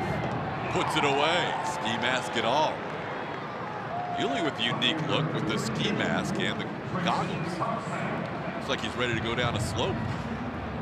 He's got the ski goggles on. I don't think Yuli, being from Cuba, loves the cold weather. No, and I think that had a lot to do with his delayed comeback, seeing the weather in Minnesota. He missed one trip, and I think AJ said, "No, man, you got to come back." Ooh, my arm. Gee, it's just not where I want it to be. Here's Trace Thompson. You mentioned him briefly last night. Saw him quickly for a late at bat. This guy you know pretty well, huh? Yeah, I've actually had a chance to hang out with him a little bit. He works out with Nolan Arenado in the off season, and down in the San Clemente area where I was living at the time, there was batting cage, and he has got some decent pop, huh? He sends one deep to right, and the White Sox are on the board. He puts one into the Astros bullpen for a solo home run. First blemish against Dallas Keuchel. It's now 10-1.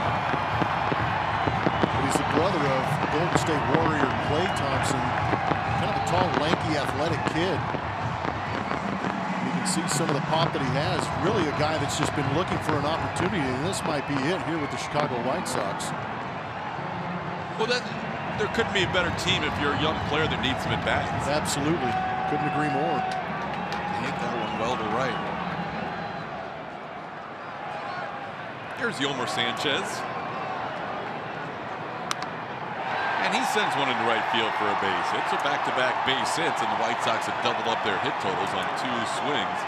Home run to right now, single to right. This week on Astros Bases Loaded, Garrett Cole tells us why he chose UCLA over the Yankees, and we've got details on how Springer's formal seaside wedding turned into a dance party. All that and more on it. Astros Bases Loaded, Fridays before pregame and re-airing all week long, only on AT&T Sportsnet. We were playing that golf course last summer. You were playing it. You were playing with us. I was there. Sparky was there as well, Steve Sparks. That might have been the bottom of my golfing career. And you've turned it around. But the reason I brought that up was not to talk about your golf game, but that's where you happen to mention this is a great setting, and you said I think the Springers are going to get married here, and that was yeah, Pelican Hill out there in Newport Beach is an amazing area, right up on the cliffs above Newport Coast. Woo. Good choice, very good choice. Did it right. Here's a pop-up on the infield. Who wants it? Dallas is looking around. It's going to be Tube. Of course, right? Pop-up on the infield. Really shouldn't be shocked by that. Shouldn't say who wants it, because Tube always wants it. Yuli kind of defers to it whenever they're close. 2 outs. Yeah, but it was nice of George to invite all the guys on the team, too. It gives you a good idea of the camaraderie these guys have created, participating in cheering on their lives off the field, and I thought that was a great thing. And one thing we do know about George is that he can cut it up a little bit as far as that rug.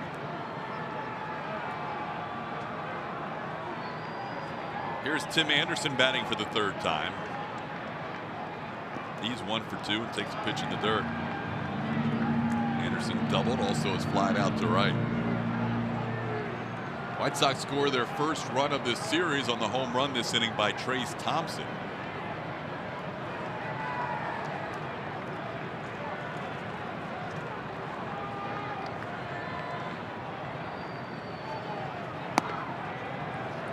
Dallas misses, it's 2-0.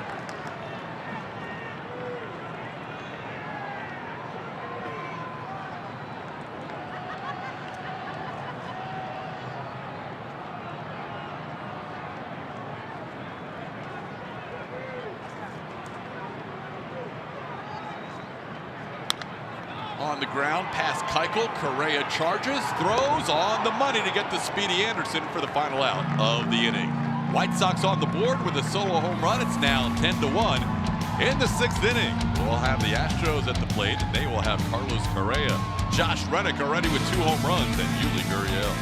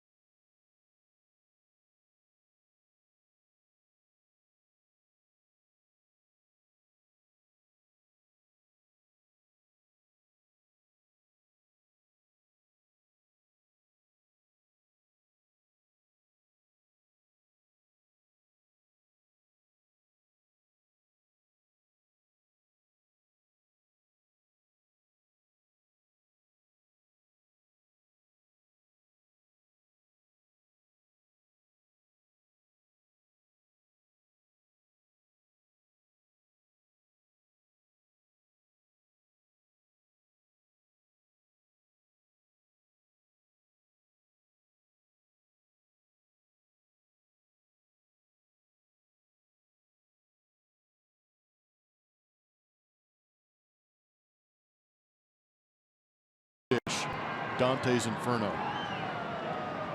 I got it. Wow, you're good. I am.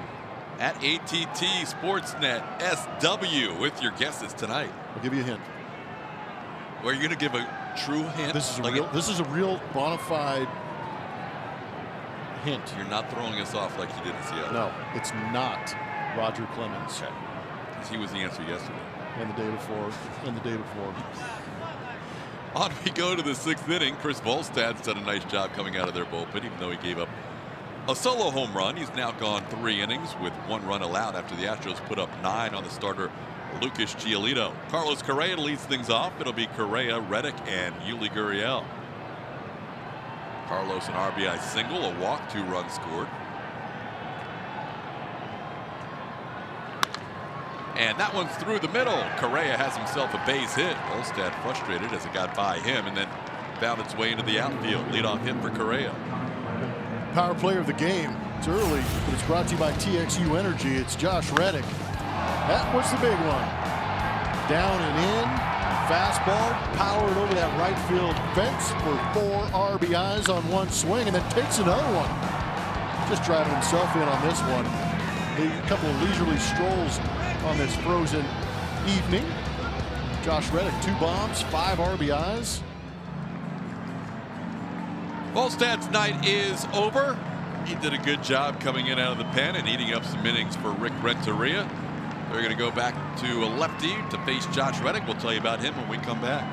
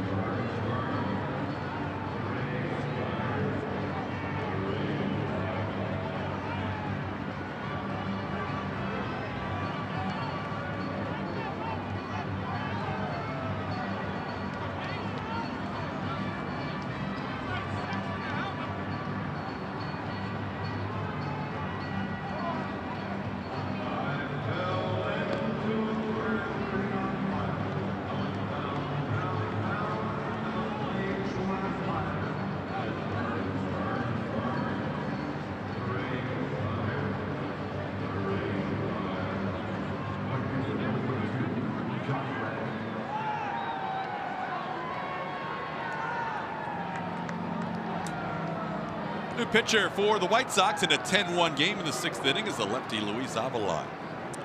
Avilan making his 9th appearance. Fastball, changeup, curveball. Touch 92 with that heater. Big sweeping curveball to Josh Reddick for a called strike. Reddick having himself a game. Grand slam in the 2nd, solo home run in the 4th.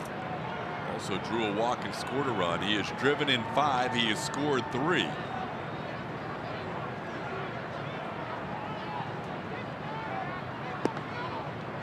got at least 1, maybe 2 at bats to try and become the first Astro since Carlos Lee in 2007.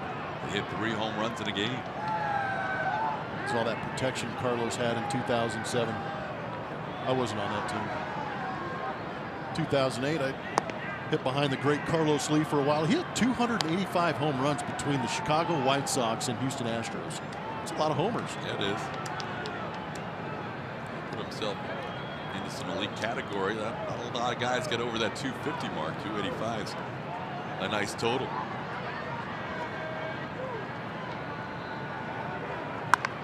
Reddick rips one, and somehow Cintron, with all those layers of clothes, was able to tuck out of the way. He should have just chested it up.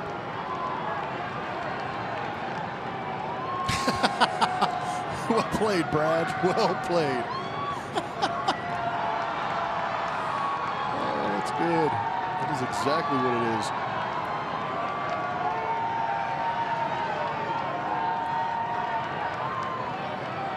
Alex has no idea how much fun we've had with him this road trip. No. Because he was part of that Name That Astro that went awry. Yes, he's been at the focus of a couple of our broadcasts, unfortunately. One was my fault, the other the weather. And you know, he's still hearing from the dugout. How? Through those earmuffs, I mean. 2-2 pitch, Josh tries to hold up, and he does, and the count's full. Reddick doesn't seem to be bothered on this cold night. Well, the one way to keep your hands from hurting when you swing the bat is to barrel it up, and he's done that twice. Avalon has to come in with something here at 3-2. Josh fouls it back. Yeah, even on this frigid night, Josh is showing a much freer swing, really letting it go when he decides to.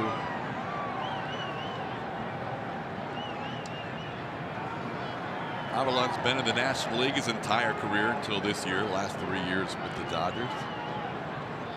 Tough break.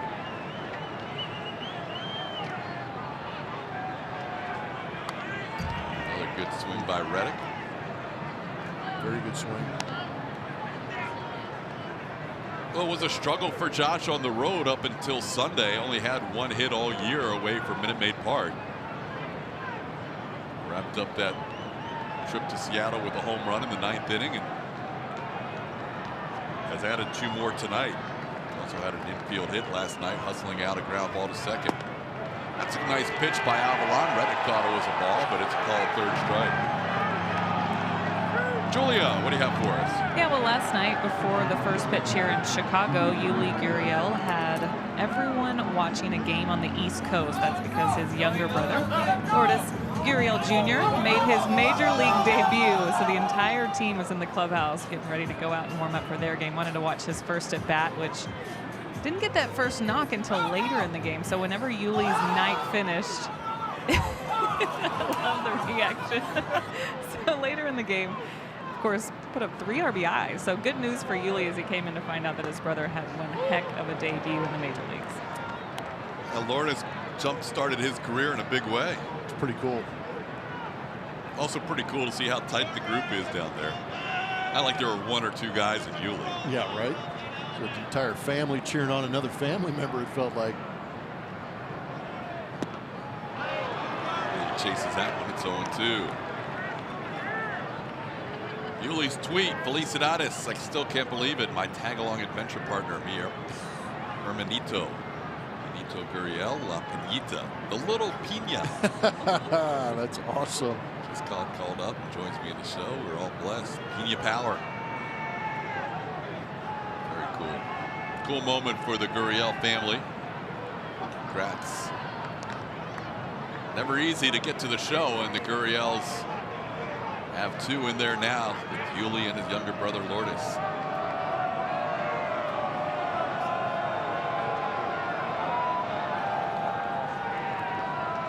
Yuli has a sac fly and an infield hit on a ground ball that hit the bag, and he goes down swinging here. Avalon gets him to chase.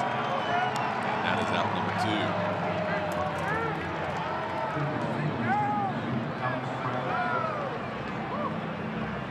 2. I'll bring up Alex Bregman.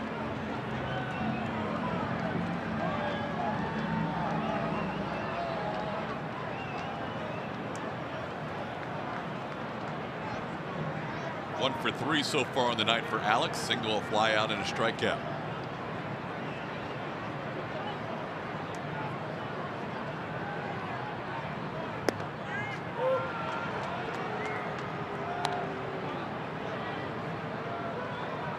With that opening hit in this inning by Carlos Correa that knocked Volstad out of the game, the Astros matched their run total now with 10 hits. Right-handers seen a lot of changeups, and Gurriel punched out on a couple of changeups, or swung and missed on a couple of changeups. And that's Avalon. That's what he does to right-handed hitters. 63% of the time, he's going to throw that changeup.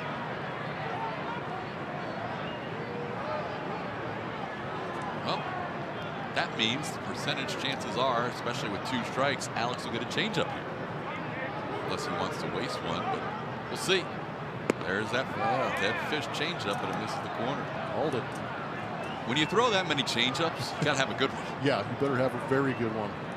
That means hitters can sit on it and still not be able to hit it. It was shown good location and good movement away from right-handed hitters here in the few that we've seen so far. Just turns it over like a screwball. Now he backs Bregman off the plate, which means change up away on the next pitch. Garrett Cole's enjoying his night. Messing with some fans. Security.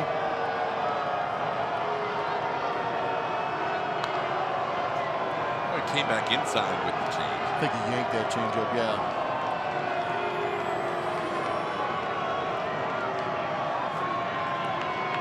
Whatever's happening in the crowd has drawn the attention of the Astros dugout, including Jose Altuve has joined Cole and others on the rail.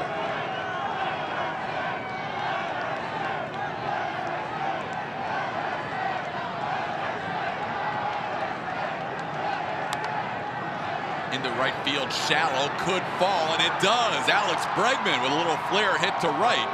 Correa into second. And Alex is now 2 for 4. He's had some tough luck this year, so that one probably feels pretty good.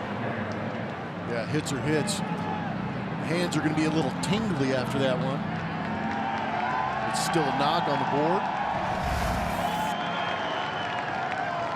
Got in on the hands. And again, when you're sitting changeup and 91 comes in, it feels like about 105. But in a 2-strike count, you fight for your life, and sometimes you get rewarded.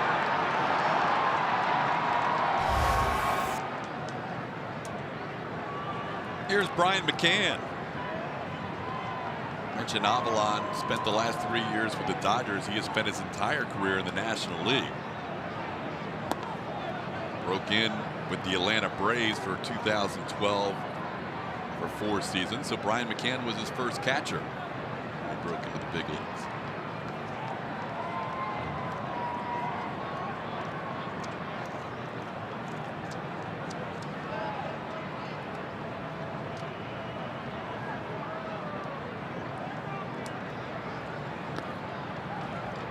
So McCann not only is familiar with this guy, but he has seen all those breaking pitches that he has thrown up there. Now they match up for the first time. Actually, McCann does have 1 at bat against Avalon. He's the only guy that has an at bat facing this White Sox lefty who spent his entire career in the other league.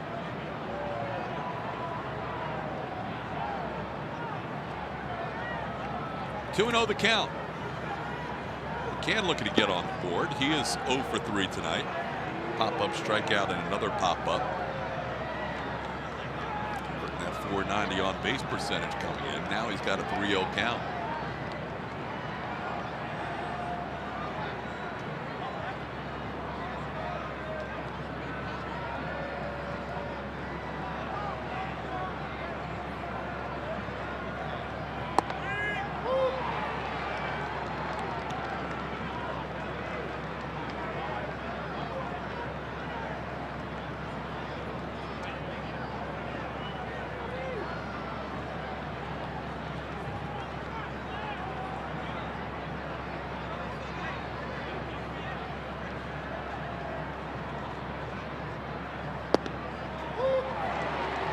Nice pitch on the corner, and the count's full.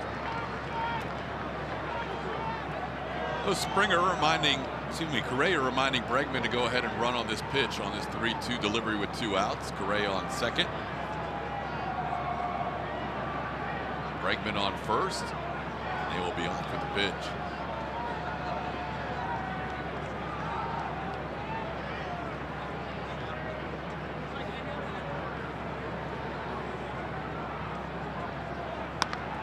On the ground, Abreu realizes now that he's got a second baseman behind him and runs back to the bag to take the throw from Garcia, and that'll do it. A couple of hits in the inning, 2 men left on base. Yuli Gurriel watching his younger brother in his big league debut last night.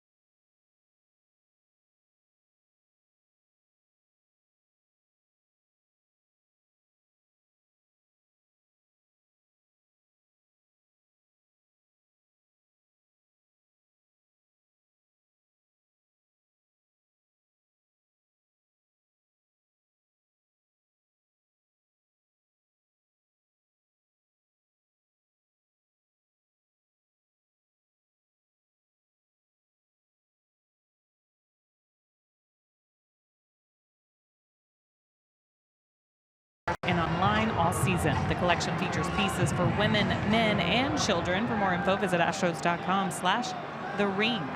TK? All right, Julia. It'll be Avisail Garcia leading things off for the White Sox. He will bat for the third time tonight. 10-1 game, bottom half of the 6th inning. Astros getting healthy offensively during this road trip, as Garcia rips one foul. She is really upset with herself for not making that play after all the praise you heaped on her. Man, that was first play. She's got high standards. She laid out earlier, but this one she knocked it down. There's some high exit velo. She should be so disappointed with herself. Now, it's like Altuve after not catching that one pop-up. Right. This ball chopped towards Correa, cut off by Bregman. Alex, a nice play on the run. One away. Bregman's starting to warm up. The hoodie's down. One away.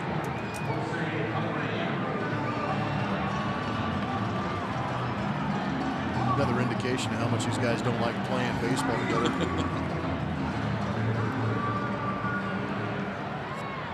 I got to think, as an infielder, you know which guys are fly ball pitchers, you know which guys are ground ball pitchers. Man. You love those days. Yes.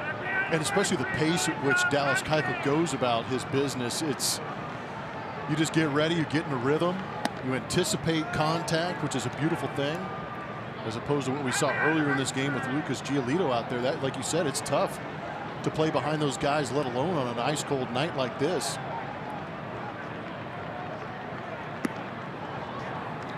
Even on this ice cold night, there's an Astros fan below us who's wearing shorts tonight, wearing an Altuve jersey.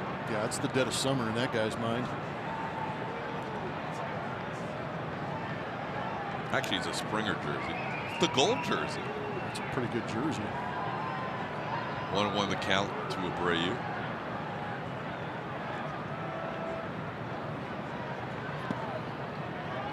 Bounces up there. It's 2-1.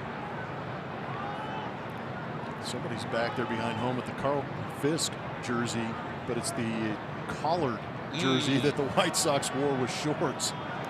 Old shorts jersey. It's the jersey you could wear to church on Sunday, go straight to the yard, play some softball.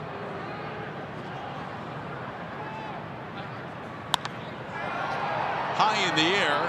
Abreu didn't miss it by a whole lot, but he did miss it. He got under it, and that means Marwin makes the play. Found him. Is that Julia's pass list? Shorts is socks don't match. I think I have those shorts. Running shorts.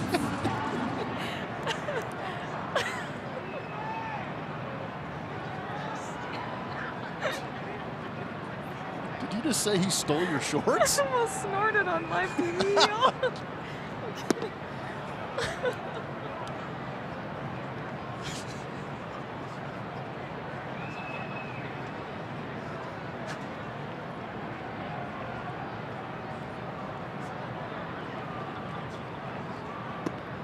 Wellington Castillo has a 2-0 count.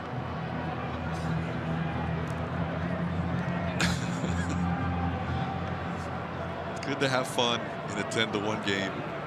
It's good to be on the right side of the 10-1 game in order to have fun. Wow. So back-to-back 10 spots, they hang on the White Sox. Does that mean that guy has to show back up tomorrow in that outfit? No, because we don't know if he was here last night. Let's hope he wasn't. We're going to say he wasn't. So no. Somebody find him. I got a ticket. I'll leave him. 3-0 is a strike at 3-1.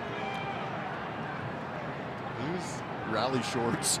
He was pretty chatty with the entire crowd there on his way back up to wherever he came from. So he's just having a good time, just not exactly dressed for the weather. 3-1 pitch is a little low. Dallas said, you know what? I thought a couple of those pitches in that sequence were strikes. You sure they weren't? Andy Fletcher said nope. Ooh, 3 and 4 in the zone. 5 touch the zone.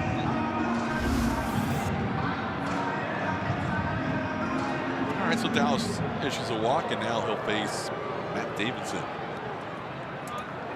Got Davidson on a couple of strikeouts tonight.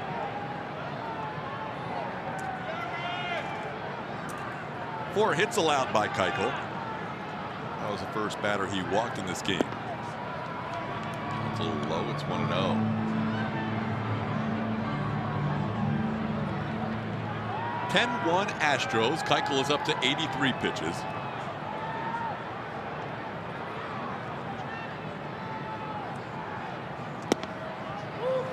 There, he gets the corner. It's 1-1. Davidson, after a quick start to the season, has struggled lately. His last 9 games batting right around 130, 138 coming in, and he's 0 for 2 tonight. Dallas misses up high. It's 2-1. Well, AJ has had the luxury really all season long, and especially on this road trip with bigger leads lately, of using his bullpen exactly how he wants. He can just kind of cherry pick who he wants to get an inning. Last night he used Ken Giles in the 9th inning of a 10-0 game. 2-1 on the ground, hits the bag. Bregman knocks it down, and they're going to say that's a foul ball. Apparently it hit Something other than the bag. did not hit the bag. As Diaz with an emphatic foul ball call. That is not reviewable. So it hit something that made it jump, but it wasn't the bag. Laz looks like he's as happy as Alex Cintron. No kidding, they went to the same wardrobe. Mattress Firm Super Mode hits in fair territory. Wow, just to the left of the bag. And then it bounced So back. it bounced back. That was wild. I don't see that often. It's like that Yuli base hit yesterday. Good call by Laz. Looking through the ski mask. Stays 2-2.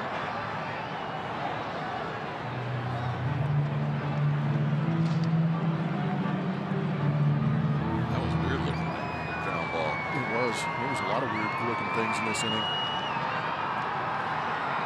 Well played. 2-2 the count, 2 outs. Bottom half of the 6th inning. I was trying to get back into the dugout in this 10-1 game. Bounces it up there.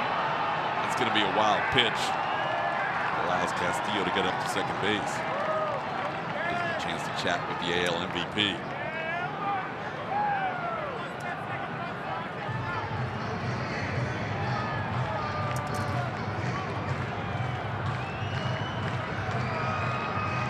And it gives McCann a chance to chat with his pitcher. First mound visit for the Astros. Sox have used up 4 of their 6.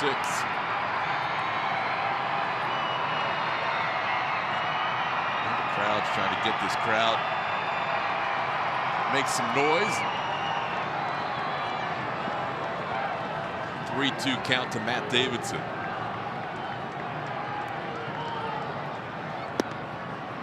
And Dallas with back-to-back walks.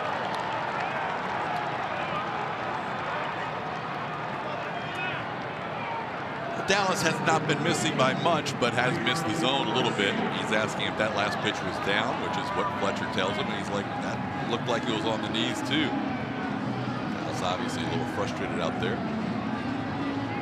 A 2-on with 2 outs, and now Keuchel will face Leury Garcia. Well, when Dallas is going good, he's an innings eater. And I'm only guessing here, but I'm imagining in Dallas's head, he's saying, if I could have gotten through this inning a little bit cleaner, I might have been able to go back out or talk to A.J. Hinch and convince him to let me go out for one more. It's turning into a pride thing, not only for these guys individually, but I think as a unit, that starting rotation likes the fact that they're averaging during this stretch just around 7 innings pitched. One thing I've noticed with Dallas too, he does get frustrated at times on the mound, but a lot of times you'll see him, especially early in the games, have a conversation on his way back to the dugout with the umpire. And it's usually a cordial conversation, just asking about the zone and trying to keep it where he would like to get some pitches, but also respecting the fact that those guys have a job to do too. And so far, some calls in this inning haven't gone his way.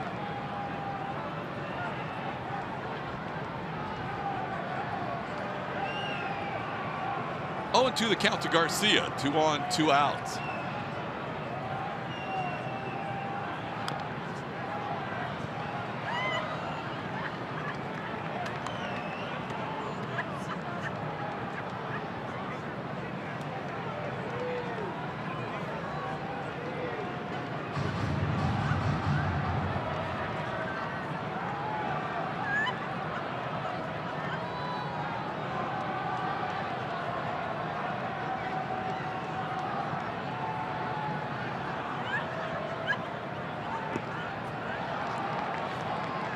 to agree with you now. He's up to 93 pitches. It might be tough for him to, especially in a game that's 10-1, talk his way into another inning with AJ. We'll see. Colder night. Spent a lot of time in the dugout tonight with that offensive explosion for the Astros.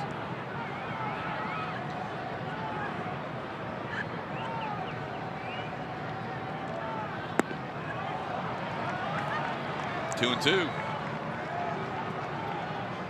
Yeah, it's been interesting. Even though the walk numbers have been a little bit higher than Dallas would like this season, it hasn't been wild misses. It's been down in the zone, just off the edges.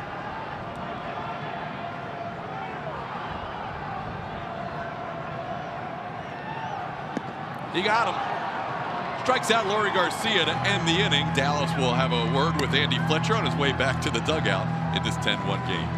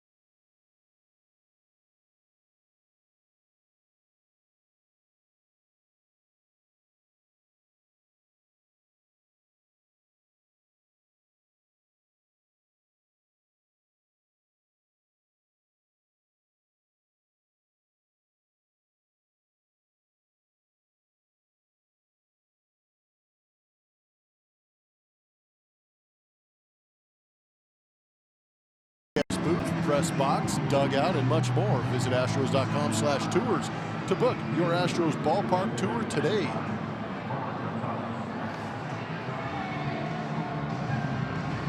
Crowd's starting to thin a little bit, but it was a good crowd for a colder night here in Chicago when it started. We now head into the 7th inning of a 10-1 game. Astros scoring 4 in the first, 4 more in the second, 1 in the third, 1 in the fourth.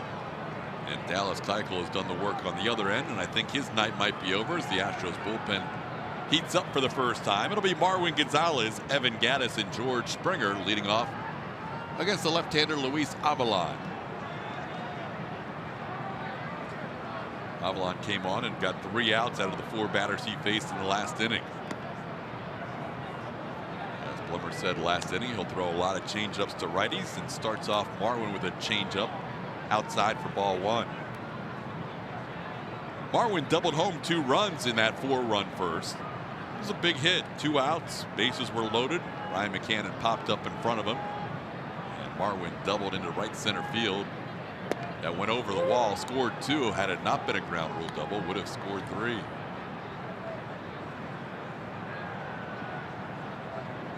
Marwin last night started the game in left field and moved to second base when Jose Altuve was given the rest of the night off. We'll see if AJ gives anybody the rest of the night off in this game. It's the 7th inning in a 9-run contest. Now 2-1 on Marwin.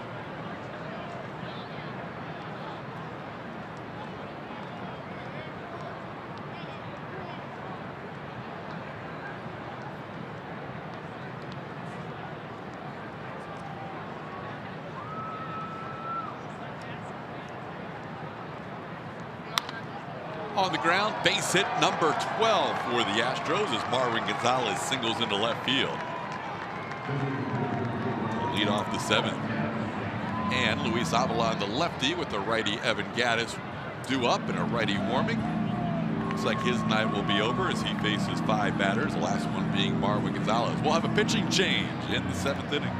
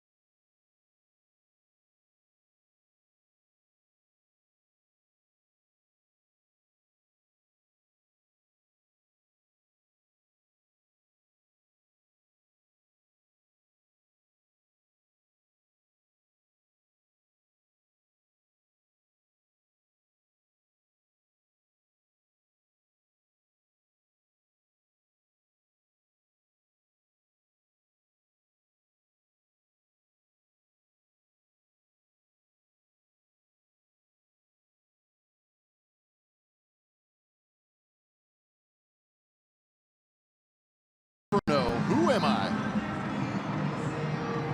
Gary Pettis. Oh, believe it. Soapdish did not know his son was on Gainsborough. You did? Oh, yeah. All he knew about his football playing. His boys were around the clubhouse during some of those championships celebrations last year. Got to hang out with them a little bit, meet them, but they were great kids. He's done a good job and very talented, by the way. Pretty versatile family, actors and athletes. What a great family, the Pettis family. And I'll tell you one thing about Gary. Had he had analytics around when he was patrolling center field, his outs above average would have been off the charts. I watched him a ton when I was growing up in Southern California, patrolling for the California Angels at the time. Yep. Also, ex-neighbor. I moved out of San Clemente in California to come to Houston. Gary Pettis, San Clemente resident. There you go. So you got to know the family. Oh, yeah. Nice. Evan Gattis facing a right-hander who just got called up for the White Sox today, Gregory Infante. Infante was with the White Sox earlier this year, but got optioned out on the 11th, but he was able to get called back today as they had a roster spot open because of the scary situation with Danny Farquhar, who is currently still hospitalized. Infante is back after pitching 6 games earlier in the year, not doing well in those 6. 8 runs over 4 1/3 innings. If you don't know what the scary situation was, we did talk about it earlier. They have hung a Danny Farquhar jersey out in the bullpen as he is currently in neurosurgical ICU unit at Rush Hospital, Rush University Medical Center here in Chicago after ruptured aneurysm caused his brain to bleed. He passed out in the dugout in last night's game. Gattis with a count of 1-2.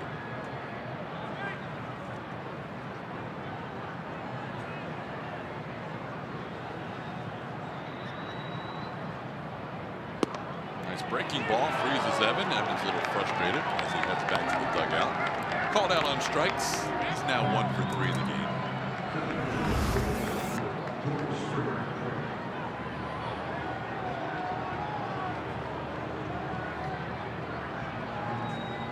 Evan's still going without the batting gloves, even on a cold night. I'll bring up George Springer.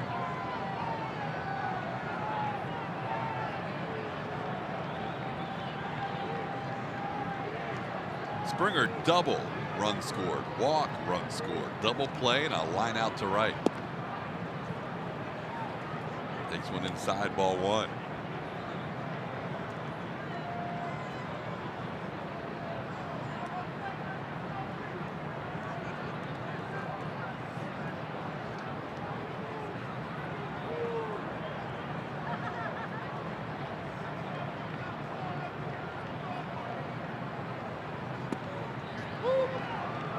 Infante pitched for the White Sox in 5 games in 2010.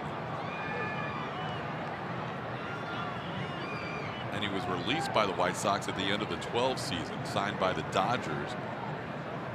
Pitched for the Dodgers minor leagues in 2013, then signed by the Blue Jays. Spent some time in the Blue Jays organization at the minor league level, signed by the Phillies. And then last year made his way back to the White Sox, 52 games for Chicago after being there in 2010. 3 different organizations in between, and returned in 2017. It's quite the journey. Another message to Danny Farquhar on his cap. Yep. On the ground, gloved nicely by Sanchez, and he makes the turn with Leury Garcia. George fires the helmet down. Hit it hard, and a nice turn by the Chicago White Sox to end the 7th inning. So 7th inning stretch time at Guaranteed Rate Field. It's time now to send it to Kevin Eschenfelder in our Rooms to Go lounge as we head to the bottom of the 7th. All right, thanks, Tom.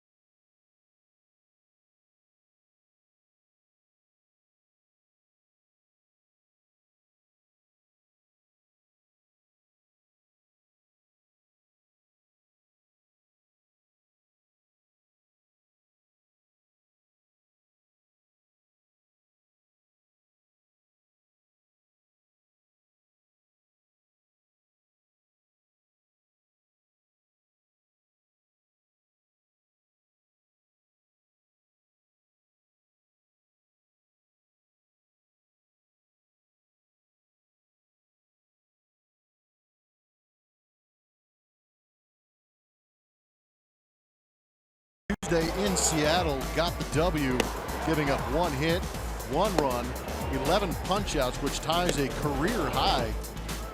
Did a very good job with that fastball power curve mix. We even saw what he told us was 17 changeups in that game, also doing a good job of keeping those hitters off balance. Looking for him to finish off this road trip. Backing up Dallas Keuchel after his performance today. Tomorrow he'll face a pretty good starter for the White Sox, Renato Lopez. Lance has been making that 2-seamer work in addition to the curveball. Got that pitch breaking both directions in addition to that fastball. Lopez has been very good, as you can see his numbers so far with the White Sox this year. First pitch is a called strike. New pitcher for the Astros is Hector Rondon. Good fastball, good slider from Hector. Trace Thompson, the batter, hit a home run his last time up. That would be the only run allowed by Dallas Keuchel, and it snapped a streak of 30 consecutive innings for the starters without allowing an earned run. Now it's Hector Rondon's turn.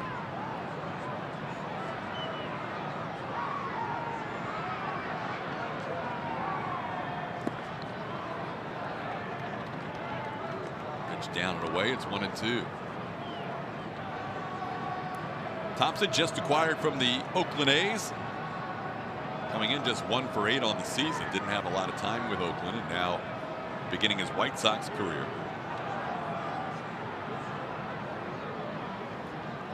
Fouls one back, stays 1-2.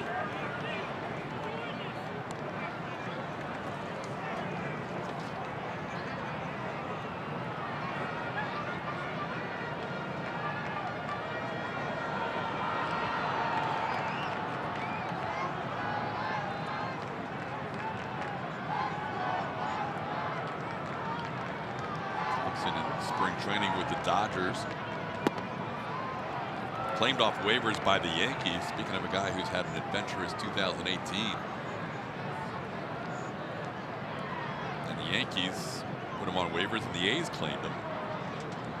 Designated for assignment by the A's, and now here he is with the White Sox. 4th different organization in less than a month. It's 3-2. It's a credit to his talent, but he needs the opportunity, I think, is what he's looking for. Unfortunately,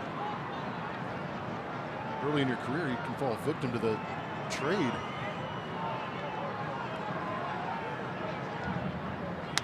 On the ground, Rondon tried a behind the back play. Altuve on the move. Nicely done by Altuve, picking up at Rondon, who tried a circus behind the back catch. Defensive changes for the Astros. George Springer stays in the game, but he's no longer in center. He's now in left. He's having a running conversation with the fans out there. Jake Marisnick is in center field, and Derek Fisher is the new right fielder. Josh Reddick will not hit 3 home runs in today's game. Marwin Gonzalez moves from left to short. Carlos Correa out of the game. Josh Reddick out of the game.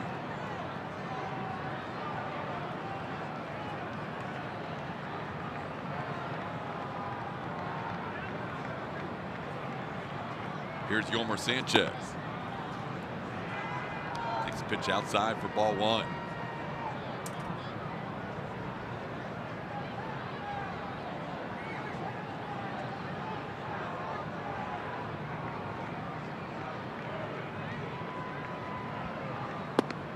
That starting pitcher stack continues to roll, Blummer. 6 more innings of 4-hit run-out, 1-run baseball tonight for the Astros.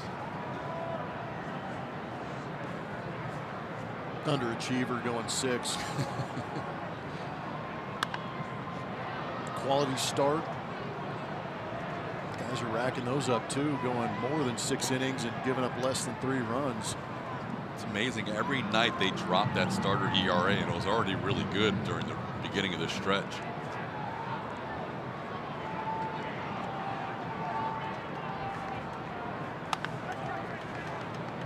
Somehow Cintron's added another layer to his wardrobe. He's now got a ski cap on top of the hoodie. Yeah, we're going to have to call the Guinness Book of World Records here. See if he wins. Most layers.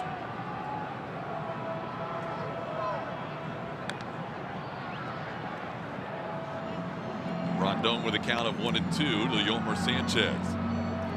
Yolmer had one of the 4 hits allowed by Dallas. Ski mask, hoodie, ski cap. He lives in Houston. I wonder what he was doing on those days it snowed and we had ice. He never left He just locked himself in. On the ground, slowly hit, but Altuve, who was up the middle on the first play, moves towards first base for this play. He's recorded the first 2 outs of the inning. Every Tuesday night home game is Dollar Dog Night, presented by Nolan Ryan Beef. Enjoy all the dollar hot dogs you can eat this Tuesday when the Astros take on the Los Angeles Angels of Anaheim. For your ticket to Dollar Dog Night, visit Astros.com/dollardogs or call 1-877-9-ASTROS.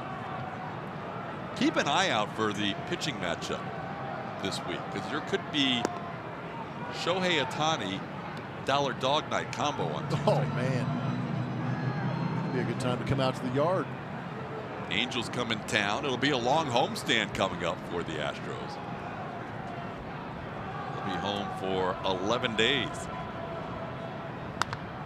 High pop-up on the infield. Altuve made the first 2 plays. Who wants this one? Yuli's going to take it. And he makes the catch and flips it to Altuve as a 1-2 inning for Hector Rondon.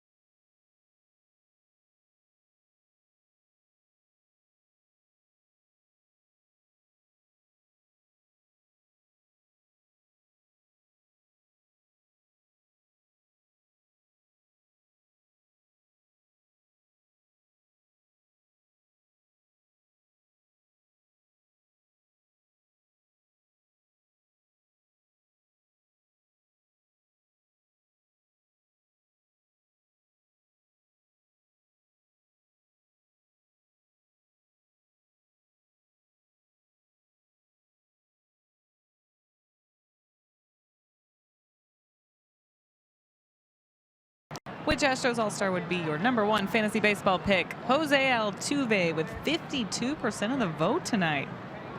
Wow. Jason Verlander coming second, 19. All right. There you have it. Remember to follow us on Twitter. A lot of love for Tuve. Always. 52%. That's the majority of the vote with all those other great choices. Hard to argue. A lot of fantasy baseball has stolen base as one of the categories. Yeah. So you're going to get a lot more of that with Tuve than you are going to get it from Springer or Correa. Plus, the batting average doesn't hurt. Here's a called strike. It's 0-2. Or number of hits or doubles or runs scored. And lately the home run's been up. Yeah. 24 and 24. Not this year. Not yet. 24 and 24 the last 2 years. This year still looking for his first. He tried to get one right there going Oppo. He just missed a couple of opposite field home runs in Seattle. Sent Mitch Haniger to the wall a couple of times. Got to pick his spots better. Try and hit those same fly balls at Minute Maid Park, and they do end up being home runs.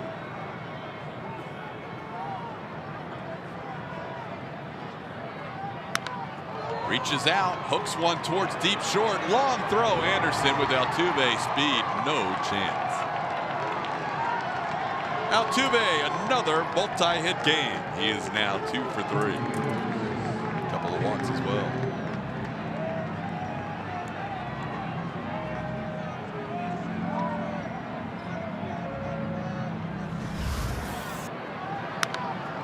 Play fantasy baseball and you pick up Jose Altuve, you're definitely down with OBP also. He gets on base a ton. Flying down that line. Big Marisnik fouls one in his first at bat. That is going to be caught by Omar Narvaez. That's how it's gone for Jake lately. Looked like it was going to go into the crowd. Instead, it is wind blown back into play. He's out #1. For those at home, you can call it. He didn't think he had a chance initially. It's a good look. Pretty cool angle. When you're struggling, that's what happens. Yeah, when you're going good, that gets just over the net into foul territory, giving you another chance. But when you're struggling, it finds you. Derek Fisher gets his first at bat. Fisher snapped out of his own personal 0 streak last night with a double into right field. That came in his second to last at bat of the night. Ended up hitting the ball hard a couple of times in a 1-for-4 game.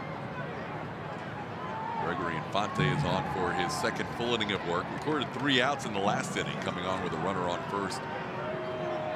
And nobody out. Got a strikeout and a double play to get out of the inning. Fisher pops it up almost the same spot as Jake, and there you go. That was weird. For Jake, it's just in play. For Fisher, just out of play. He cannot buy a break right now. 1-1 to count. Fisher's in a pretty good spot in the lineup in terms of production today.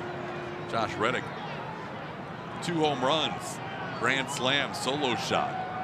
Second time this year he's had a multi-home run game that included a grand slam. He also walked and scored a run and struck out. Reddick driving in 5, scoring 3.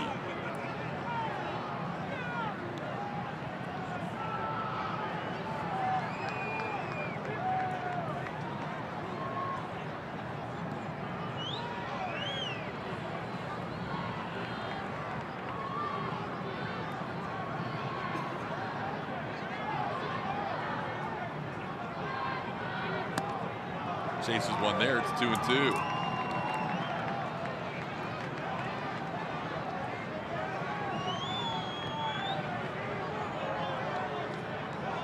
All the Astros runs coming in the first 4 innings.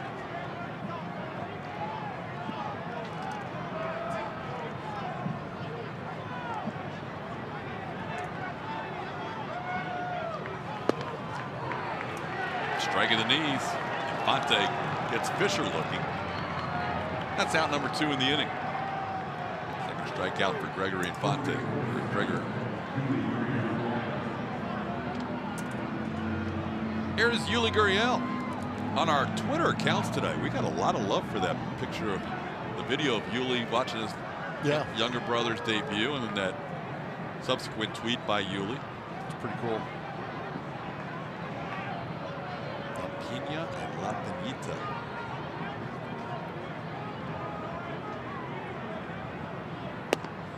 Outside, it's 1-0.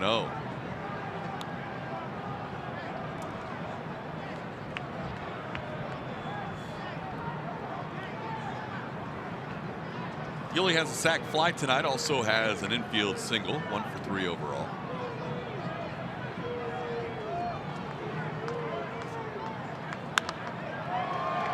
In the air to right field, playable.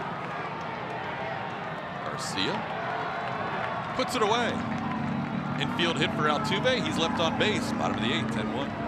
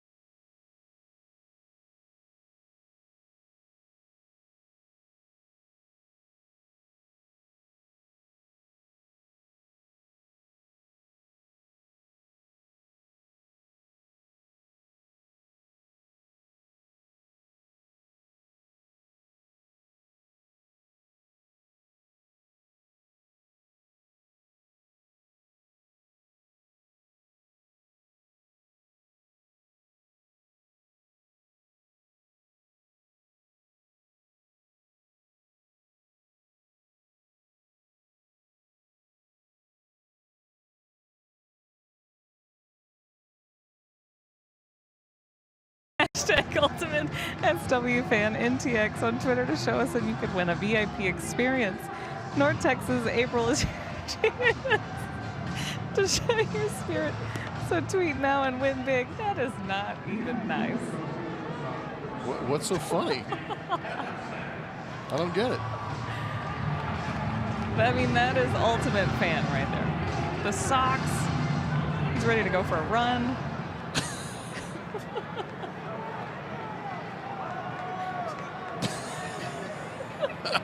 TK, please. Take it. That is great. I was enjoying that promo. How do we know he's from North Texas? Bottom half of the 8th inning. Tim Anderson facing the new Astros pitcher Brad Peacock. Is Julia running those same shorts? Right now, no. She can't even talk. She's beside herself. She's trying to wash that image from her mind. Peacock facing the top of the order. Anderson, Garcia, Abreu. And Tim Anderson fouls one back. Hector Rondon, a good 1-2-3 inning, and now it's Peacock pitching the 8th in this 10-1 game.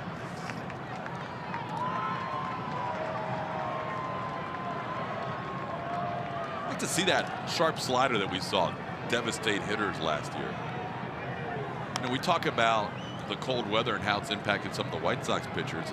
Maybe that's the case for Peacock. It's maybe tougher to have that slider exactly where you want it when it's been this cold during the beginning of the season. Really could be. That's what's amazing about that postseason run they had. Really didn't run into much weather. Kind of lucked out going to the World Series against the Dodgers out on the West Coast. That had a lot of movement, but no chase there. It's 2-2.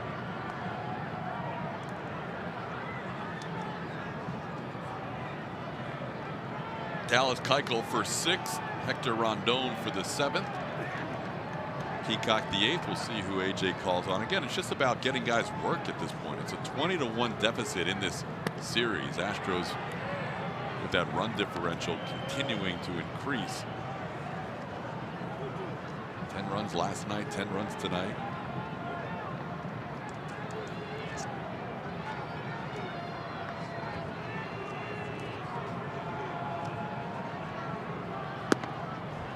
He got him on the corner. Tim Anderson disagrees with Andy Fletcher.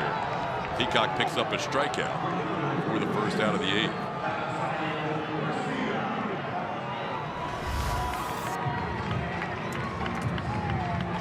A lot of talk about two-seamers, and that's that arm side run. Does it catch the plate? Good job, Brian McCann.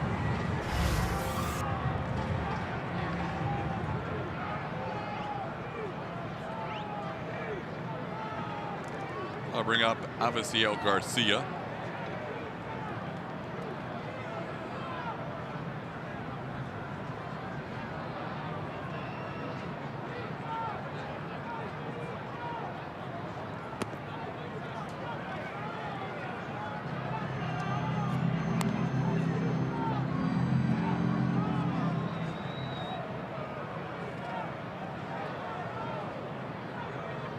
It's an interesting question about the slider, because we talked about sometimes guys can doctor it a little bit, but if you're not getting the spin you want, do guys in cold weather alter the release of that particular pitch to try and create spin?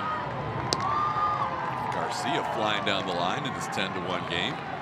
Altuve throws him out for the 2nd out.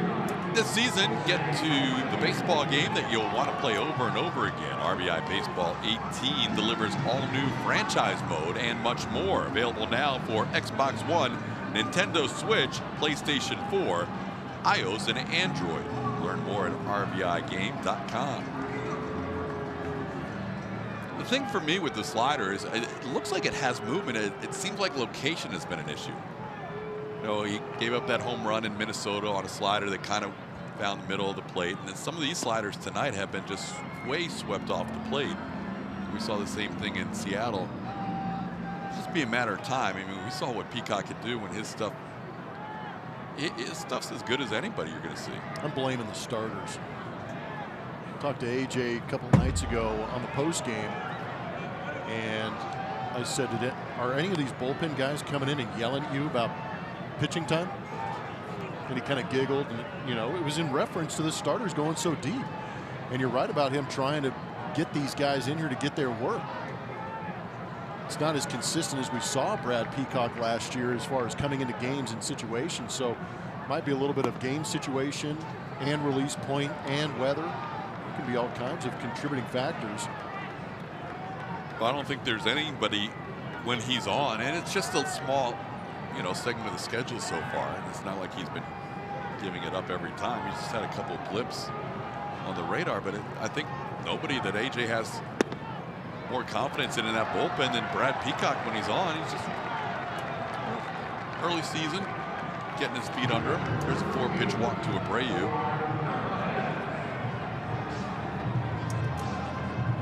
And a base Wellington Castillo.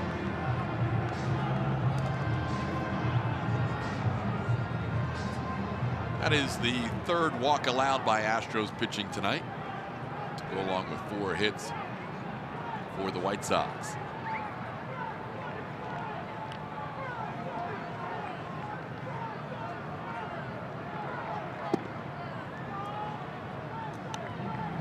Five in a row out of the zone, ball 1.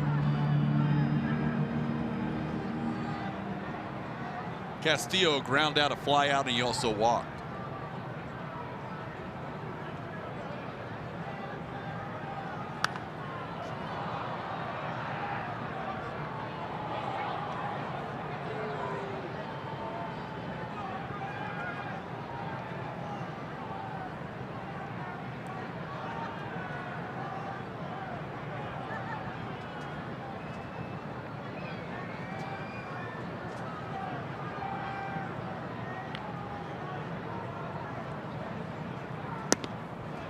Two and one.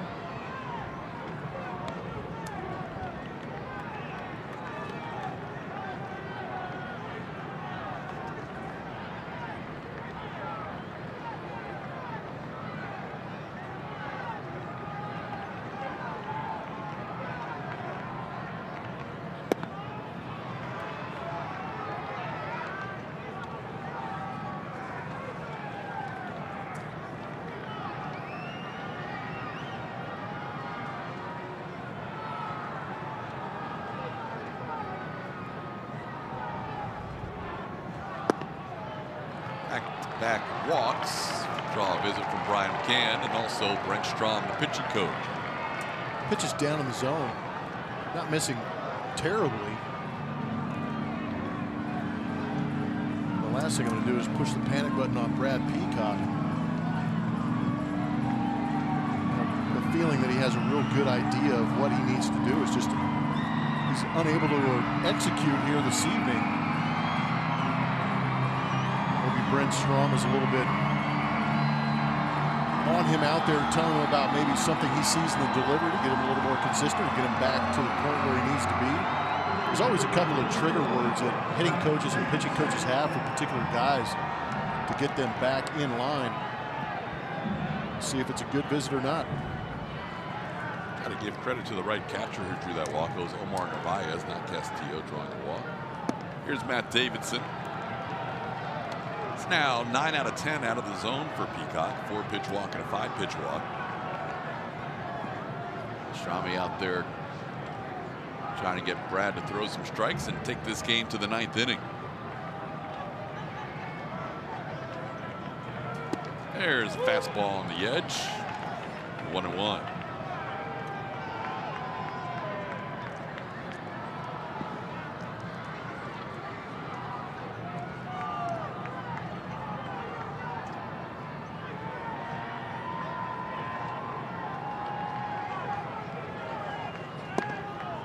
Peacock appearing in his 9th game. That matches Will Harris and Hector Rondon for the most on the team.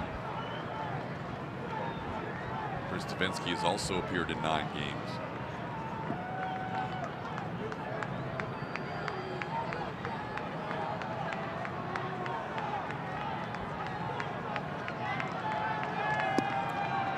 Peacock struggling with his command. Left-hander Tony Sipp begins to loosen up in the Astros bullpen. 3-1 the count to Davidson. Strikeout on a close pitch to Anderson. The Peacock got the call. Could have been a walk. Then a ground out. And Abreu walked and Narvaez walked. Now 3-1 to Davidson. On the ground towards short. Bobbled momentarily, but Marwin hangs in there. The throw is picked by Yuli at first. And Peacock works through the 8th inning. Couple of walks, couple of men left on base. We head to the 9th. It's 10-1.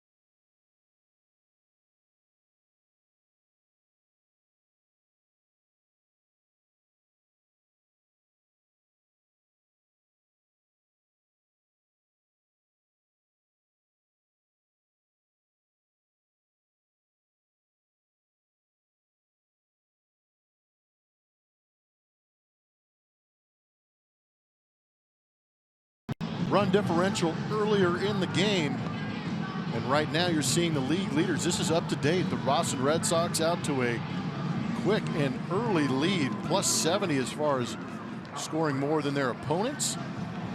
Houston Astros behind them with 53. Atlanta Braves doing a good job swinging the bats well at +33. Blue Jays and Phillies right behind them at 32. Those last 3 would all be considered a surprise. Yeah. Braves, Blue Jays, Phillies. George Springer looking on from the hoodie as he watches Alex Bregman lead off the 9th. And he will face Joakim Soria Bregman sends one into center field. Pretty well struck. Engel all the way back, almost to the track. Makes the play for out number 1.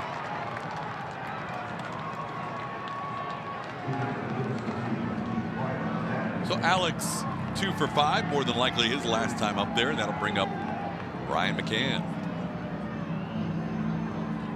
McCann almost definitely now will have the day off. AJ letting him play out this one for every at bat in a 10-1 game. Tomorrow day game should see Max Stassi back there for Lance McCullers' start. McCann has been really good on this road trip, looking for his first hit tonight. He has popped up a couple of times, struck out and grounded out.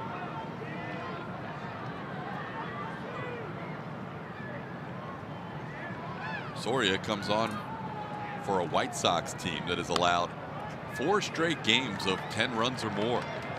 Anderson makes this play for out number 2. That ties a franchise record. They allowed 10 against the A's in Tuesday's game, a night game in Oakland. Then they allowed 12 in an extra inning game against the A's on Wednesday. Day off Thursday. They allowed 10 to the Astros last night and 10 more tonight. Marwin a part of that. Doubled home 2 in the first inning, scored a run in the third. He's been on base 3 times.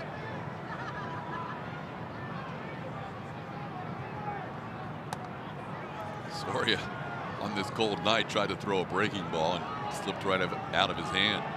Kind of waved it off as he threw it. No, I guess I'm not going to go to that pitch.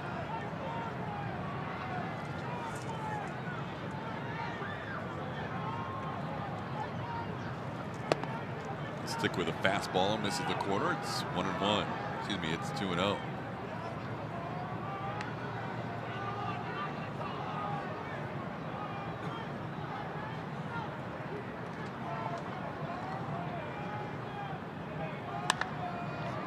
Marwin fouls it out of play, 2-1.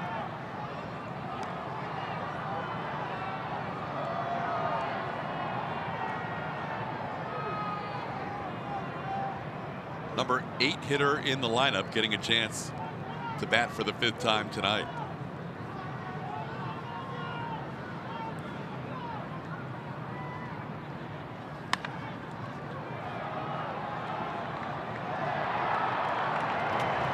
Reddick still in the dugout after his 2 home run game.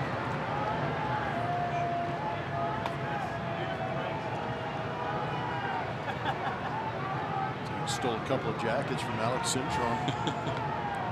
Alex isn't going to be happy about that.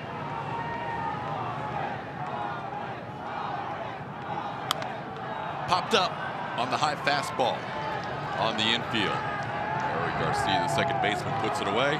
And we head to the bottom half of the 9th inning. It has been all Astros tonight as they try and close out a 10-1 lead.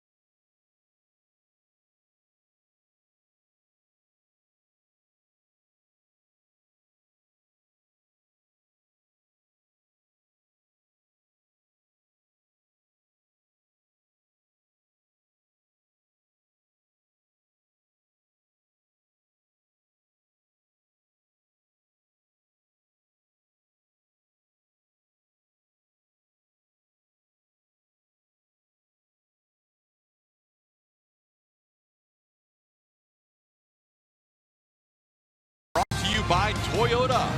Let's go places. Astros will be happy to head back to Houston tomorrow as the manager A.J. Hinch shares a casual conversation with his hitting star of the evening, Josh Reddick. A couple of home runs and 5 runs batted in. A.J. giving Josh the rest of the night off after his 4th at bat of the evening. Derek Fisher came in to play right field for the last 3. And we have a new pitcher for the Astros. The left-hander Tony Sipp is out there for the 9th. Tony's looking to get a clean inning in. Last pitched on the 19th in Seattle. Only went 2/3 of an inning. Gave up a couple of runs on a hit and a walk through 15 pitches. And he'll face the 6, 7, 8 hitters, Leury Garcia, Trace Thompson, and Yolmer Sanchez. Brad Peacock had trouble locating the zone in the last inning, walked a couple of batters. Threw a high percentage of pitches outside of the zone last inning, and now Sipp has come in and thrown a couple out of the zone. It's 2-0. If you ask every player on the field what the temperature is currently, not one of them would get it right. No, gosh no.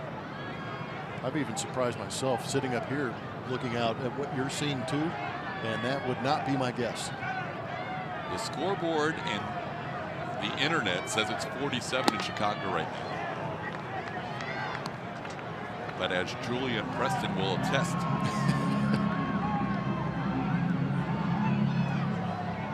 we're being told it's 47 at the airport.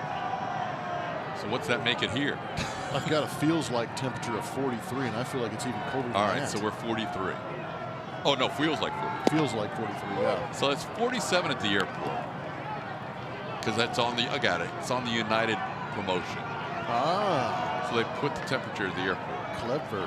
What it happens to be here at Guaranteed Rate Field, it is guaranteed to be at a lower rate than the airport. Is that why that arrow's pointing down? Because the temperature is going down. There's a strike called. Garcia thought it was down, but Andy Fletcher said that was close enough to the knees in a 10-1 game in the 9th inning. And that is strikeout for the first out of the 9th for Tony Sipp.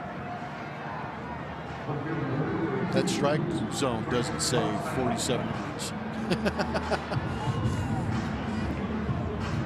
Trace Thompson with that opposite field home run, only run of the game for the White Sox. Batting for the 4th time.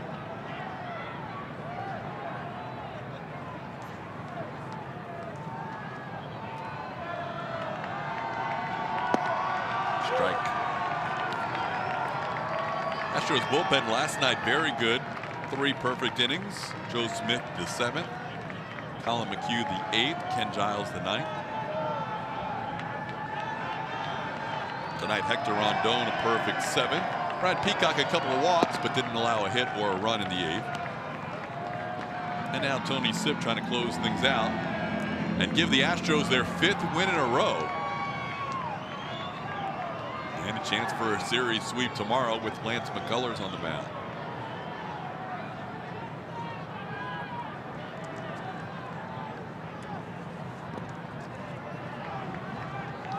Bounces up there, it's 2-1.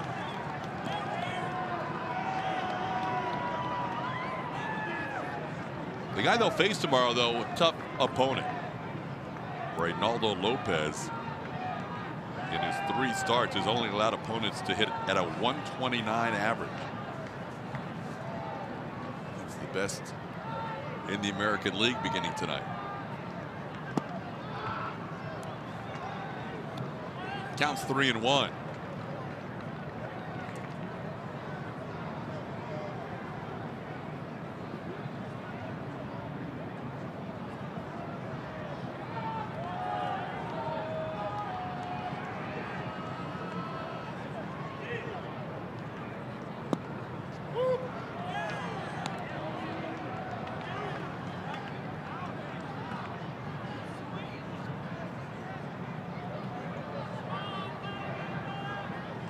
Three and 2 the count to Trace Thompson. Astros out hitting the White Sox 13-4.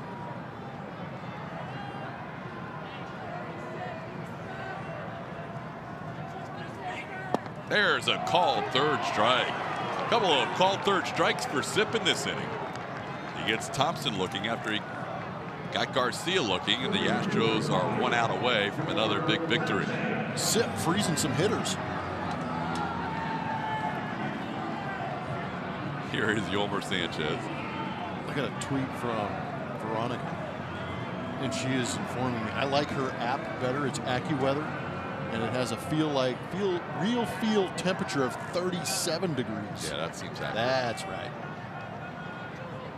We will see a shivering Julian Morales along with Preston Wilson. Oh boy. After this game, as we have our post-game show coming live from right in front of the dugout here at Guaranteed Rate Field in Chicago. Julian and Preston have been gamers this series. I'm thankful Preston's here. I did one post game in Seattle and about froze. Sanchez down 0-1. Pulls one, backhanded Bregman, the throw from the foul territory, and when that happens, it's always on the money, and that's how this game ends. Alex Bregman going to put a patent on that play this season. He makes another fine defensive play from foul territory to end this game. Fortnite jubilation.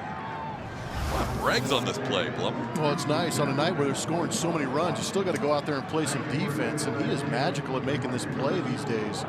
It's almost routine and expected. You don't expect that from most people, but Breg is making it look real easy.